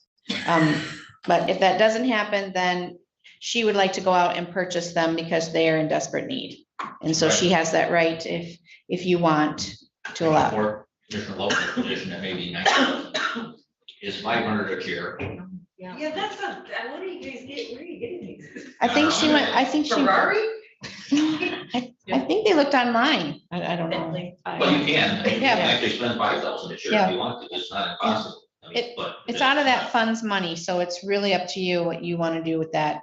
It's in the budget Yeah. for that fund right now. It's, I would say, and I've said for overcharging our poor residents trying to build new houses at $500 a pop building permits. That's why that's where that's at. So. I propose The $9,000. administrator works with her to bring the cost that down to what we would typically pay per chair. How many chairs? Is there 7 7? or 9? 9 people? No, it can't be. There's not 18 chairs. Oh, There's at least 9 people. Yeah, I don't think it's. I don't think and she they have a- mentioned that they're Yeah, they they're have a. rotating They have and a putting conference the room. lesser chairs in a conference room that isn't used as Yeah, much, you know. They're not. I would say move that to $9,000. 9,000 is plenty, yeah. And there's actually a net savings. We actually went the right way in the budget there. So, But you're keeping track of general fund Right. money. General- You're keeping track of general fund money. This is not general Right. fund money, Yeah. so you can't right, sorry, respectfully. yeah, Respectfully, no. yeah, thank you for that. You're But either welcome. way, is there 9K. let's do it. 9,000? Okay, so up to, That's We're- still too much. up to. I know. I don't disagree. I'm not buying 9 chairs for $1,000. okay, so on this budget, it's under special funds, page 59. And so one of the things that we do need to discuss here is page 59 of 80 under special funds. Chairs are not $5,000 a piece, so that would actually go into capital outlay under 5,000. Yeah. And then since the vehicles don't have VIN numbers, we would be able to move her car purchase to that number in the event that we know they're a 24 purchase. Does that make sense? What are we talking about? I'm sorry, construction code? Thank you. Yep. I thought we moved So that. construction code 970 capital outlay will become 70,278. And then under capital outlay, she's got 1,000. So do you want to, what's the amount you want to give her to get chairs? 9,000. 9,000. Okay, well, she had 1,000 there. Do you want to make it 10 then, or just 9? 9, okay, 9,000. Okay. So, all right, so we're gonna take from her fund balance forward. Again, it's money not spent in 23 that rolls to 24. So we'll put the 70,000 for the vehicles and then the 9,000 for the chairs there. Right? Because we're not gonna spend the 23 budget 70,000. Her cars aren't even VIN numbered yet. Yep, go ahead. Under contractual services, I've got a note that we were going to review that 17,400. What were we doing with that? That's the Whiskey Tango Foxtrot place, under contractual, right? Okay, yes, Okay. what were we going to review? Were we going to try to get some of that money reimbursed from the state or? I'd put a flag next to it. Builder, my higher feet. We could ask Amber to give us a little snippet on that. If we did amend the budget in 23 for. Yes, We did because an it's amendment. contractual, and I do not recall because she'd have to come back in front of the board, I believe, for another contract. Yeah, So but I do recall the discussion. Yeah. Mr. Lumber, that we said. Kathy and I will follow up with Amber just to make sure 17.4 works. Or if it needs to be increased, or we'll follow up with her just to make sure. Okay, recycling fund. Yep, recycling fund is under special funds. It's fund number 230. After the discussion this morning with Commissioner Rexroth, I do believe that Trudy and Sean had some conversations. Kathy and I aren't aware where the numbers on the spreadsheet are or coming from. So we are going to also follow up with Trudy, because the recycling fund is self-contained, meaning there's revenues, and then she has her offsetting expenses. She only does collections as long as she has the funds. So the numbers that are represented here on Fund 230, we just want to clarify with her, are they in here or do they need to be added? So we're going to follow up. Page Raising. 7. Right, right. So we can't really act on this unless we get more information. Right. Did Sean maybe not understand that she has her own fund? I think he did. I just don't know what, because it says 50,000 for electronic HHW and mattress increases. Says it increases. But that would be increases then in 3 different line items as Yeah. expenses. So, And I'm not. Yeah, I think you're just trying to No. capture the net impact of the stuff Right. we saw and until we hear from how she's. He does say at the Yeah. bottom, no general fund impact. Yeah. right, it's no general fund, but I think Kathy and I just want to wrap our brain around what impact is it though to her budget? Because I'm not seeing leaps of Right. those dollars in here. Right. And maybe it was like she found out after budget was submitted. that Yes. Her contracts popped because But we can move on. Yeah, Yeah. you can move on Yeah. from that. Yep, so senior services is the same situation. Wait a minute, Oh. recycling fund capital cameras. Same thing, we have to talk to her because it'd be in here, be in the 230, Okay, so it's not general fund. right. and yeah, there's nothing. Yeah, senior services, this is your share care and Meals on Wheels. We discussed this morning that we believe that these were the contracts that were presented in September. That you approved. Oh, hey, there you are. I didn't know she went to get you. She's there. You want to come pull a chair up next to Kathy and I? We'll have you sit in the middle here. We just wanted to verify with you on the budget. I didn't bring my copy, but I heard you on. Could we all stand up and salute Trudy? No. Did she get it? No. Yes. How about that? Not by the saluting. Oh, okay. Or whatever. You cannot retire. What was that? Oh, gotcha. Here, you want me to show it to her? Yes, All right. This is what we're looking at, Trudy. Roll up my sleeves We here. saw in Sean's notes. he said- 50,000 for that and then 15 for cameras, but we they're didn't not see it here. reflected in your 230. So we didn't know, are we It putting should be those? reflected in the 230. So I had projected that the hazardous waste collections are going to jump up. As you know, I brought those contracts to you and we had been Yep. using 2014 numbers. So I had projected, if we stay with 4 collections next year, we're gonna increase at about $50,000. The electronic one is still an unknown, but I want that number up rather than us running in the negative. We still have some sites that need cameras, so I projected some funds in there. That's gonna take some work because we gotta work with the site host to make sure that they want the cameras and where we're gonna install them, and it involves electricity. There's no electricity at a couple of these sites, so it's not just buy a camera and put it up on a post. There's more involved there.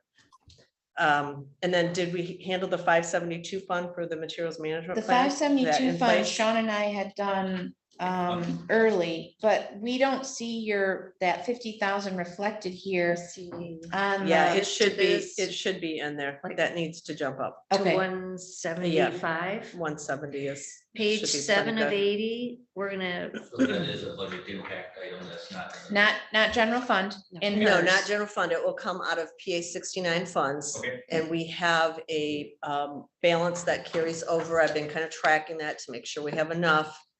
And then you did allow us to increase by $1 a year $1 for next year. We still have the option to go all the way to $35 a household, where we will be at $30 for 2024. So the budget looks, even with those increases, I'm looking at it, that we'll be fine. You'll be okay. Mhm. And these don't have general fund impacts. No, everything that has to do with recycling and hazardous waste, whatever we do, composting, advertising, has to come out of PA 69. And there is a portion that gets transferred out back to the general fund, about 17,000? Yeah, next year it's 19,117. That basically covers things like our overhead, lighting, computer usage, my time, and so forth. Allocation stuff. Yep, that goes back into the general fund.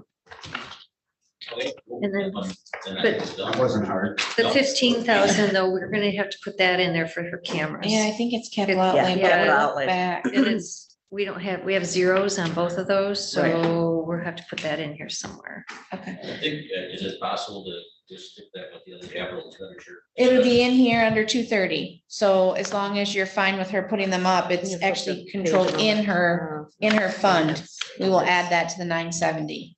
Okay, so no Yep, budget no impact. budget impact. No. Maintenance, No. maintenance, maintenance. And then what's the next one? There is one other item. I'd like to leave it where it's at. It's, 801, 80. well, actually, yeah, site lease and maintenance may need to go up. The reason is there is still a charge at one of the sites for improvements that we did. I can't pay it because I don't have the invoice, and the work that was done, they're trying to lower the cost, so these invoices are going back and forth. The work was done quite a while ago, but I just want, that's at the Sutton's Bay site. Okay. Yeah, the road commission, but I don't have an invoice. I can't submit it. They've sent back the invoices that they've gotten saying that these are not the numbers we agreed to. So just so that you know, going forward, there is still a cost at that site that the county agreed to pay for whenever we do get the appropriate invoice. Do you think it might be in 23? Nope. Okay. Well, thank you. Thank you. Thank you. Yeah, That's we'll it? add some numbers. All right. All right, so. Anything else that would have to pertain with me that I should stick around for? No. I think you're good. All right. All right, so senior services, we were discussing that we're gonna double check with Lena, but we believe those need to be added because this was prepared with, on August 10th, and you just signed those in September. So there will be a dollar amount added to senior services, and they will be drawing down more fund balance to do that. On the concealed pistol license 263, this was a placeholder. It is not 52,000. That's just a typo. It's 5,200. I was gonna say, yeah, Michelle mentioned in August that we came back from conference and looked into, when we were talking with the undersheriff about doing our own CPL printing, fingerprinting. With doing that, though, we have to go down to the state and look at the systems and bring back to you. And so right now in that budget is 3,000. That also is a self-contained special fund. So if you're up for that, we can put that in 24. Instead of 3,000, we would bump that to 52. There's no general fund impact, and those funds can only be used for that. They come from CPL applications. So that is gonna be a change on the concealed pistol that's under page 22 of special funds. We're gonna go from 3,000, we're gonna take that up to 5,200, because it will be a capital purchase. Actually, the 3,000 will become 0, and we'll add line item 970. Over. Yep, and we'll just be bringing fund balance forward for that difference in revenue. So recapping, that gets us through most of the expenditure side of the sheet, with the exception of MERS and the impact of childcare, which we don't know for sure, but to tell you where you're at, you have now spent $452,702. That was not in the budget to begin with. Well, I put in share care and Meals on Wheels, because I believe that from our discussion this morning, it's likely that it has budget impact. I think, right, is that? But that's got its own fund. You can back those out. Yeah, in fact, anything out that doesn't say 101. That is from the Yep. village passage. Okay, right, cool, right, so. I think the only thing that Kathy and I were thinking of is we did discuss with Doug this morning, and I know that you guys were thinking 12:30 about our motor pool situation. In the sense to that you do have the funds to purchase the 3 vehicles. But going forward, we do need to generate revenue to supplement the cost of increases over the years. And the other thing that Kathy and I were talking about just a little bit ago is your Leland Dam. And we haven't had Steve in front of you to speak to a hydraulic system. We did guarantee him that he would have money versus board. But I did see him yesterday and asked him if any of this is going to happen in 23, and I don't believe it is. So we may want to, Kathy and I can talk with him. The dam, the 805 is supplemented either from DTR or general fund for upgrades to those assets. And so that might be a discussion that needs to happen with Kathy, myself, and Steve. If it's 24 and there's no RFPs right now, maybe it falls in line with a similarity of you wait and hold and then find out what it's going to cost you and then figure out on a capital purchase like that to move forward. Very similar to the walkway and the roof. You've approved up to 66,000 when it happens. Correct. Yes. And so that's a different project. It hasn't happened. We haven't moved the money, but he has approval that will move the money. Right, but it doesn't sound like he's gone out for RFPs. So, and any of that's not going to happen in 23, and that's what Kathy and I want to make sure. If it's not 23, then maybe it's a sit down with the Board of Commissioners to get approval for an RFP on hydraulics, an RFP on a roof, an RFP on, and then you move forward with those projects in that regard, so that you're all on the same page. But should we put money aside for, any money aside for those, or you want just to transfer again? I think what you're looking at is how much do you want to take from the general fund? And then you're looking at also like with heat pumps, are you going to be using or utilizing DTR funds? Are we going to use general fund? Are we going to do we bought this software that can help us with assessment districts. These are getting to be some pretty big dollars. Do we want to look at an assessment district for 50% of these costs? Damn. That's something for us to consider, because we could be talking this hydraulics, what number is he? He had here on the original, which did not make Sean's list, 20,000 for seal replacements on top of the 66. We're looking at $100,000. What we're picking off is when you originally got your budget book, this was tucked in the front page. This was Administrator Allen's overview of 2024 budget requests. Jen and I have sat down and kind of gone through these to make sure we're not forgetting something, because there's been a lot of documents which have been helpful, but when there's a lot of paper floating around, we're trying to go back and capture, did we discuss it? Did you address it? Are we good to go? So this is where Jen picked up the hydraulics, is on page 2. Yeah. And I had spoken to Steve yesterday when he popped into the clerk's office to make sure, because we haven't moved any funds, meaning general fund or DTR, into the dam to be spent other than operational.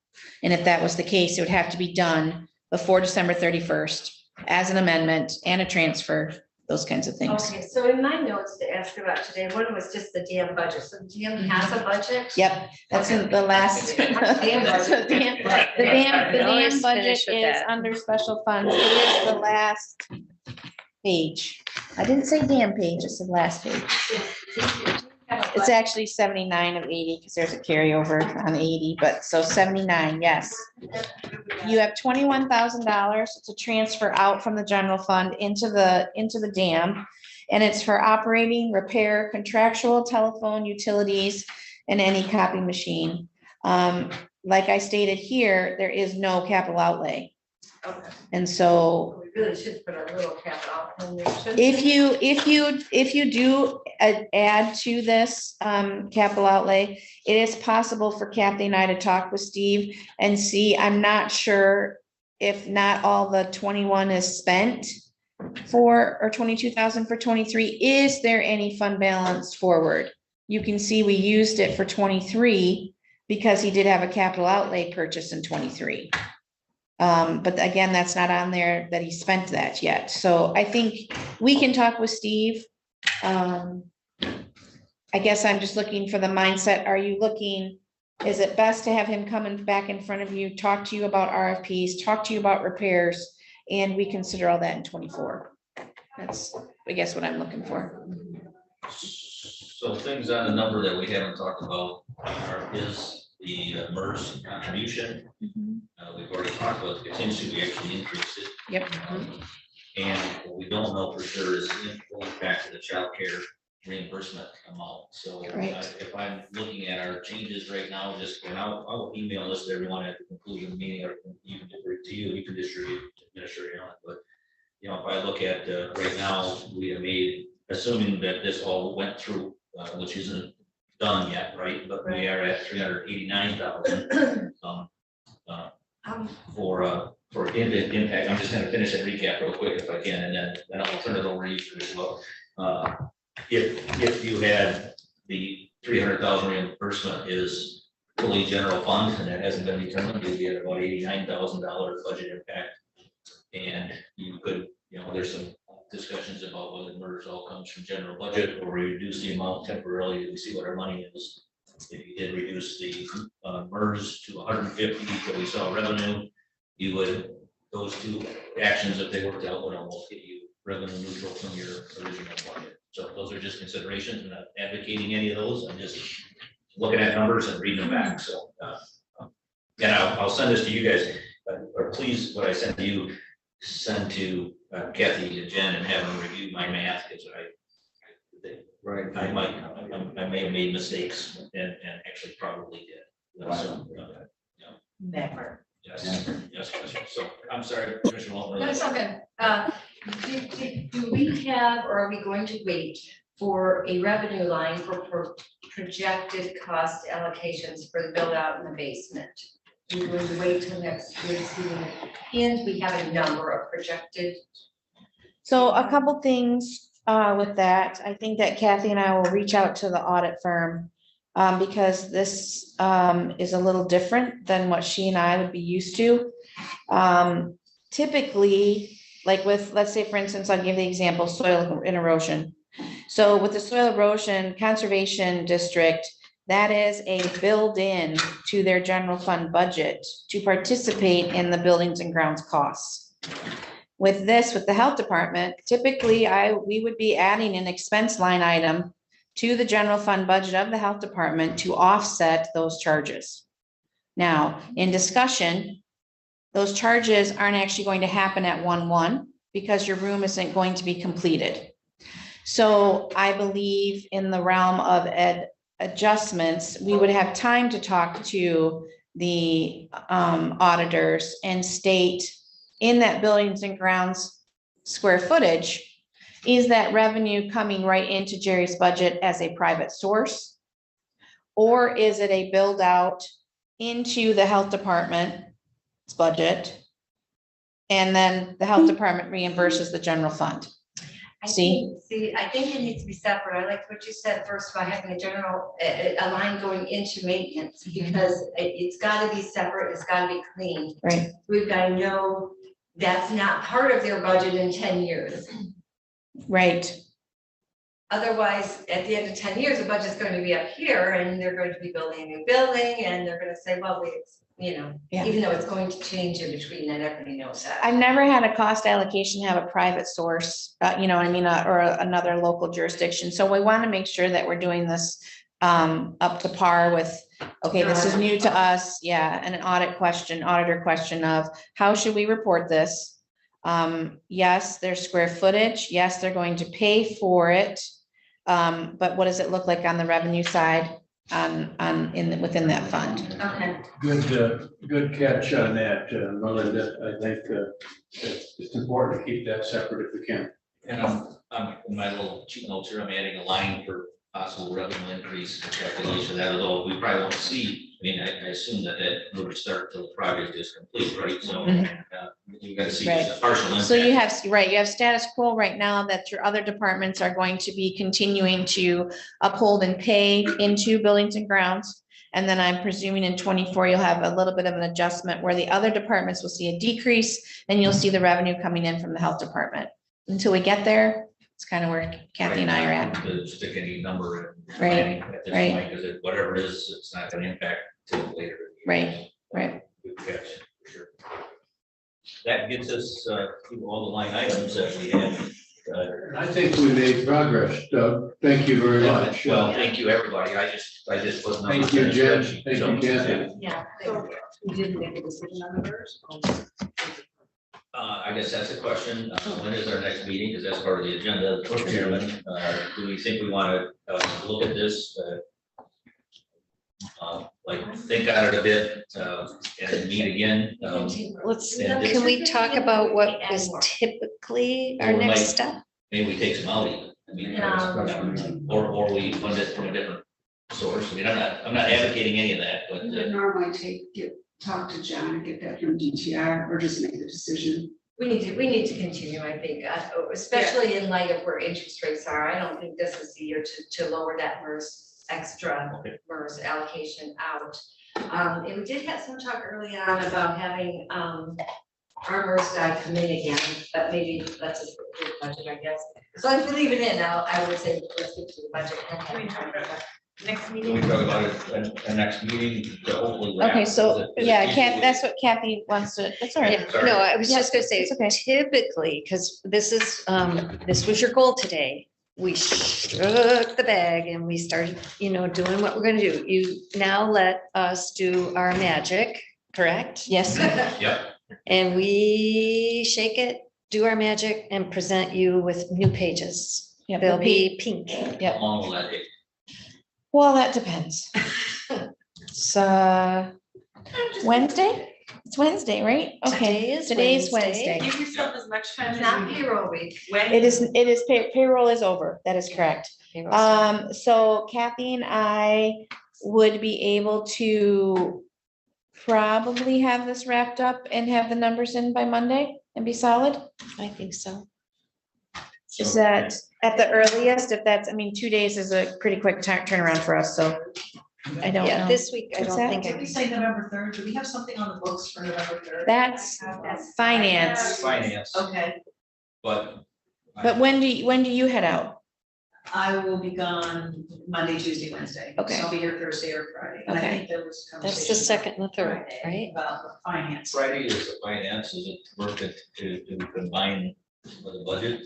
I would think it's gonna be hopefully shorter than this one. So November 2nd is that, he had a timeline somewhere he handed out where it has to be, I think it just has to go in, that you'll have it ready for the public by November 2nd.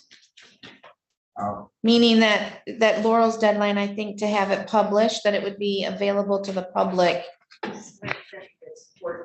Right. So does that sound about right, Michelle? November? Remember, a document that we have available to the public. If you're going to change it, you're going to be changing it the night of the public hearing. We've never had it available to the public and then you meet afterwards and make more changes to it. It always has to go to the public meeting so that they can hear. Right, but we have to have it available the week before, right? Unless, you're going to entertain a special session In in November November. to have to meet all the requirements that we have to meet with having it available so many days, having the public notice in the paper. Because your work session, you fulfill your, I don't want to say destiny, but your obligation here to put this together. And then at your executive, once we give you like your final numbers, your executive recommends to the regular session the budget that's been proposed to adopt. So at some point, we do have to have you look one more time to make sure this is good to go to print for the public review. That's what Kathy and I want to obtain for you. Sooner than later. So we'd rather have a meeting. So first, second, or third. Yeah, That let's just pick a day. Does that, I guess that, Well, I'm just lost in wondering, a second date that. we have to meet with Cameron yet, Yeah. And so we Steve. should, and Steve. We got Trudy done. Is Leon, or, What's everybody's Monday or Tuesday look like? Is that, Next week, Commissioner Allen's. gonna be- oh, right, administrator, Administrator. I'm sorry. You're used to that, I know. No. Okay, you're gone this upcoming week. Monday, Okay, Tuesday, gotcha. Wednesday. Okay. Do we, But we've done a lot hard, I mean, we got through a lot of the.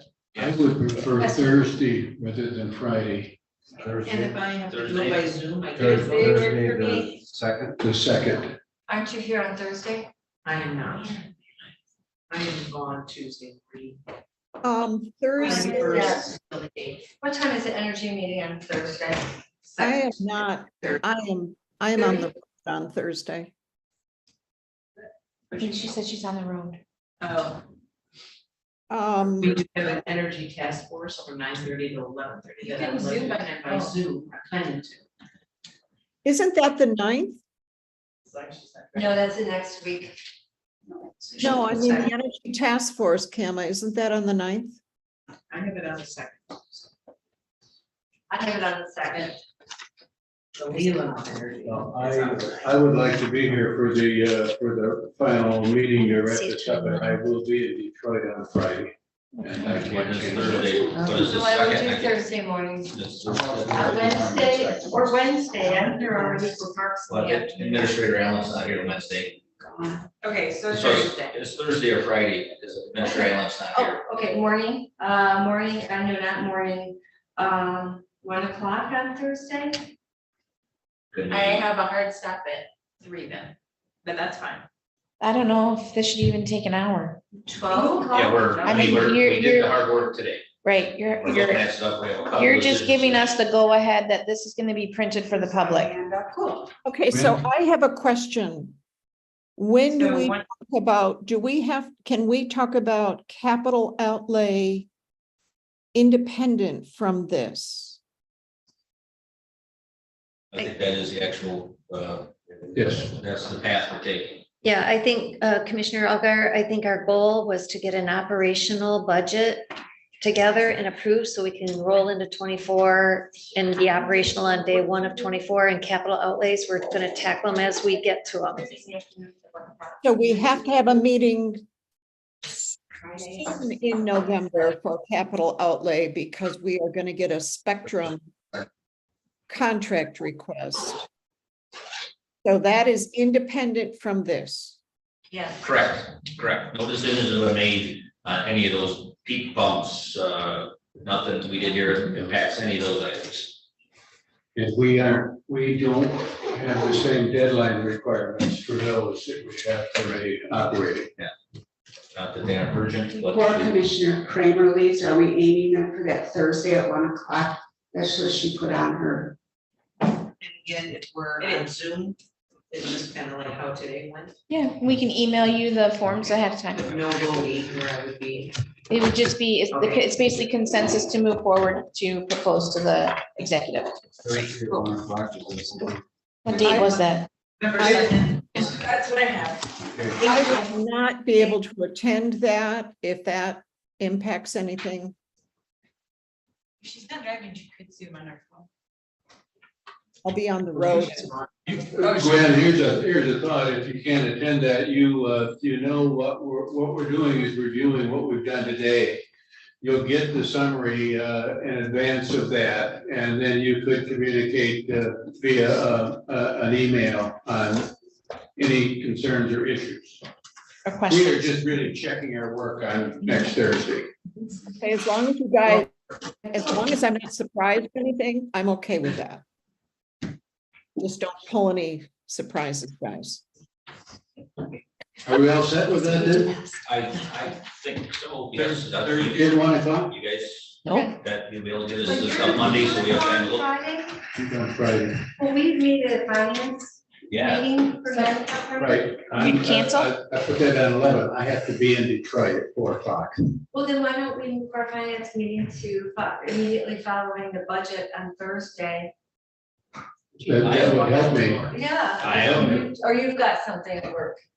I always have something at work, but I can do that. I mean, it's just either one day or the other, so I am open. If it makes it easier, I can do that. I'd rather not have 3 days in a row. That would be a help for me because I didn't know how I was going to make my Detroit connection in time. So So finance committee meeting to move to 11:02 immediately following the budget work session. So Thursday, 1 PM is the budget work session, November 2nd, immediately following is finance. And so just because and we cancel the Wednesday meeting for finance next week anyway, right? Yes. So the only, okay, yeah, that's. So the only meetings apparently next week are going to be November 2nd. Right. Okay, good. We can't change that to like 3 or 4 somewhere. Stop. We have a meeting and we are through our agenda and congratulations, Doug, thank you for the help. Yeah, thank you, Doug. Kathy and Team effort. Jen. Yes, everybody. Yeah, and I really appreciate the undersheriff being here. His input is valuable, so thank you. I will forward this to you to distribute and please give me feedback as soon as you look at it. Okay. Say, man, you sure messed that up. So, Nah. yeah. We now are at the part of the agenda where we have public comment. Gotta get a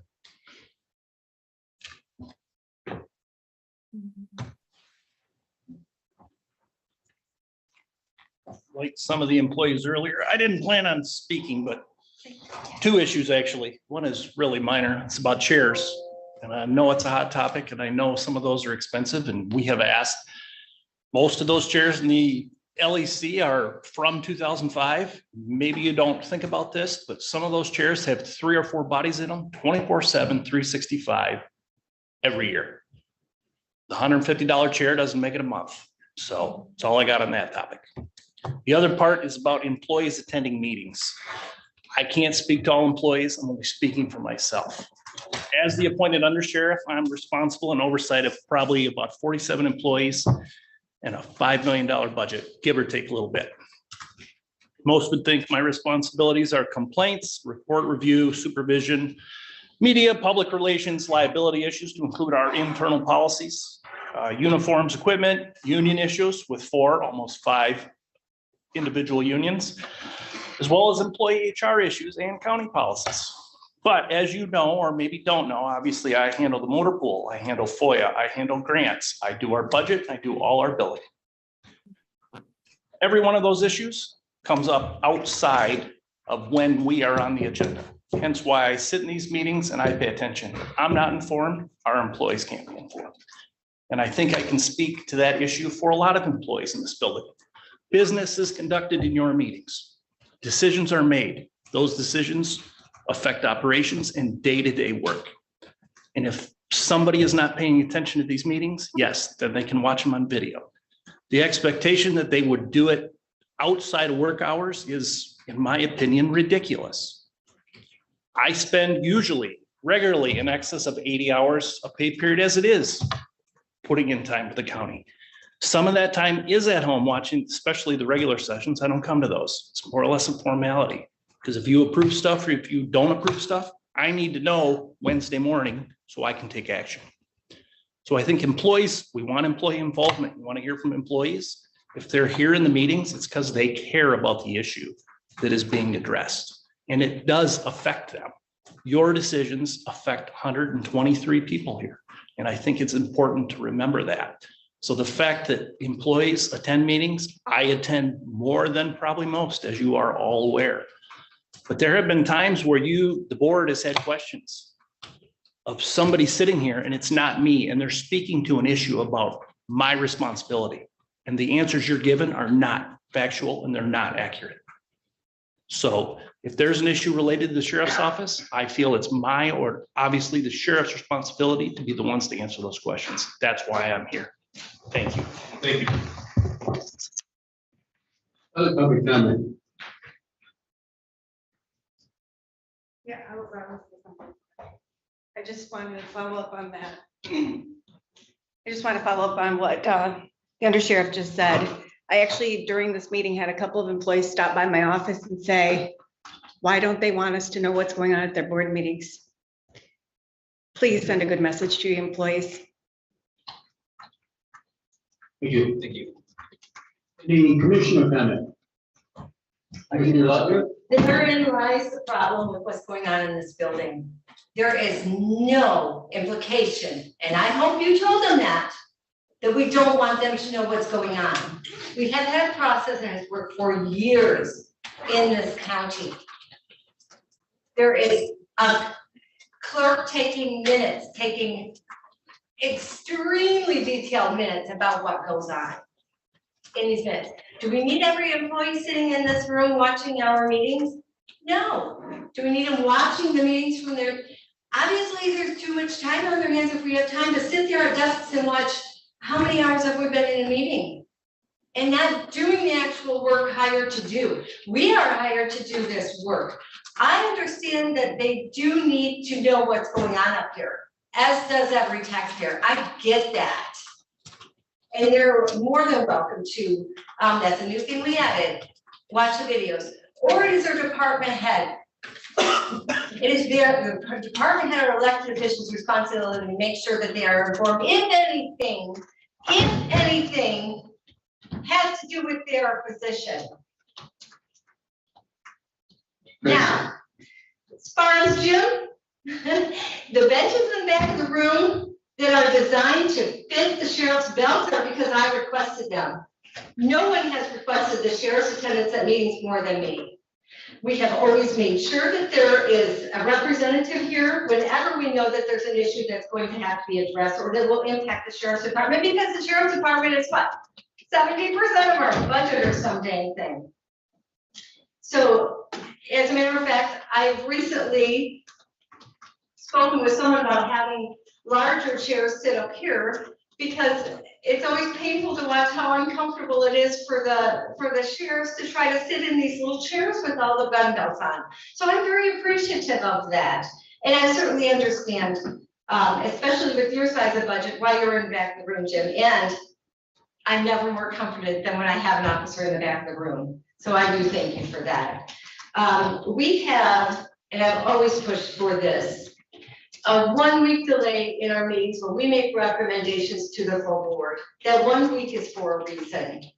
If we do get something wrong, we got a week to make it right. If we have to change language in something, we have a week to make it right. If we need to get more information, we have a week to get that information to make it right for that Tuesday night. That is very, very, very important. There is one.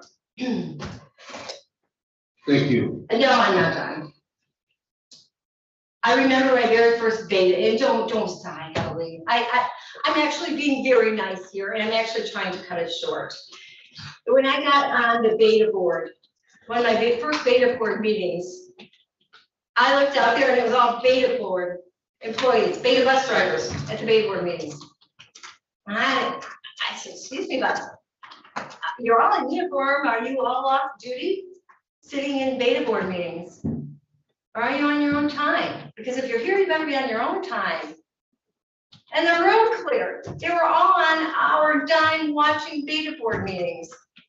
And I don't think that's the expectation of the general public who are paying their taxes to have a room full of employees watch our business.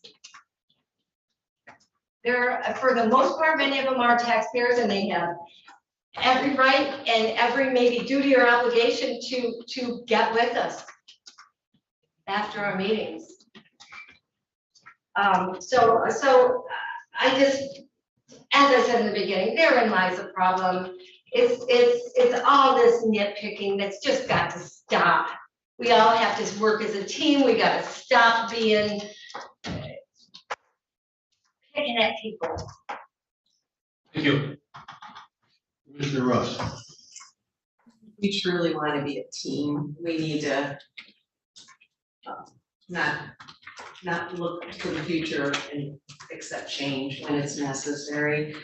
I don't agree with what you're saying, Commissioner Lautner. And I hear what the employees are saying and have been saying for a long time. We need to include them in decision-making when it involves them professionally or personally. I want them in the room at the right time to give us the information in a timely fashion, so we don't waste taxpayers' money making mistakes and then having to redo them. So, I encourage the employee participation at all levels. Any other commissioner comments?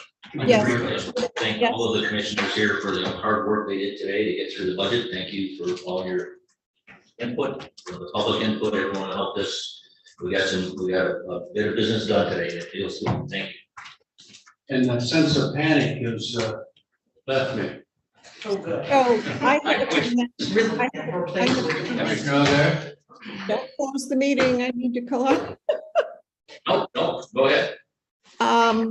I hear our HR director, and perhaps we need to find some sort of vehicle. Commissioner Lautner said we've always expected people to come in when there's something on the agenda that affects their department. So perhaps that's an issue we need to work on. It is very expensive to have people. I understand Sheriff Kiesel's being in our meetings because we have so many agenda items for the sheriff. So perhaps that's an issue we need to work on, some way of informing people, but obviously they're invited here when we're discussing issues affecting their department. It's sitting through entire meetings, which I agree are sometimes way too long, but we do need to discuss things in detail. I also want to state something that I'd like people to keep in mind. We have 4 commissioners who were not here at the outset of our decision as a county board to ensure that all county residents had broadband 3 years ago or 2 years ago. That was our commitment, to extend broadband to all county residents, not a few. We committed the majority of our ARPA funds to the point contract. When we made that, we didn't say, oh, that street is so rural, maybe we shouldn't include them. We could save money by not including them, because our commitment was to all residents, was to 100% coverage. We need to remember that commitment. Those ARPA funds were granted to the entire county, to all residents. It represents all of our tax dollars, not just the tax dollars of 7 townships. So please keep that in mind, that we are on a very important project on this county. I understand 4 of you were not there at the onset. We need to complete that and complete our commitment to all county residents and finish this job when we get our Spectrum contract. And then we will have fulfilled our commitment to extend broadband to all county residents. Thank you. Lots of. I have one more thing. On the survey, is this a survey that's going to be paid for by Board of Commissioners special projects? Survey. The survey is coming to our November board meeting for board approval of a potential contract. I understand that the personnel committee is. So it's not a given yet. It will come to us to decide whether we want to do the survey to pick a Make company. that decision. So will we we will see the survey before it goes out. So in other words, do we pick the questions? Do we have input? I don't think we have seen any details yet. That's coming to our November The meeting. details will come. Okay. Move to adjourn. Thank you. We are adjourned.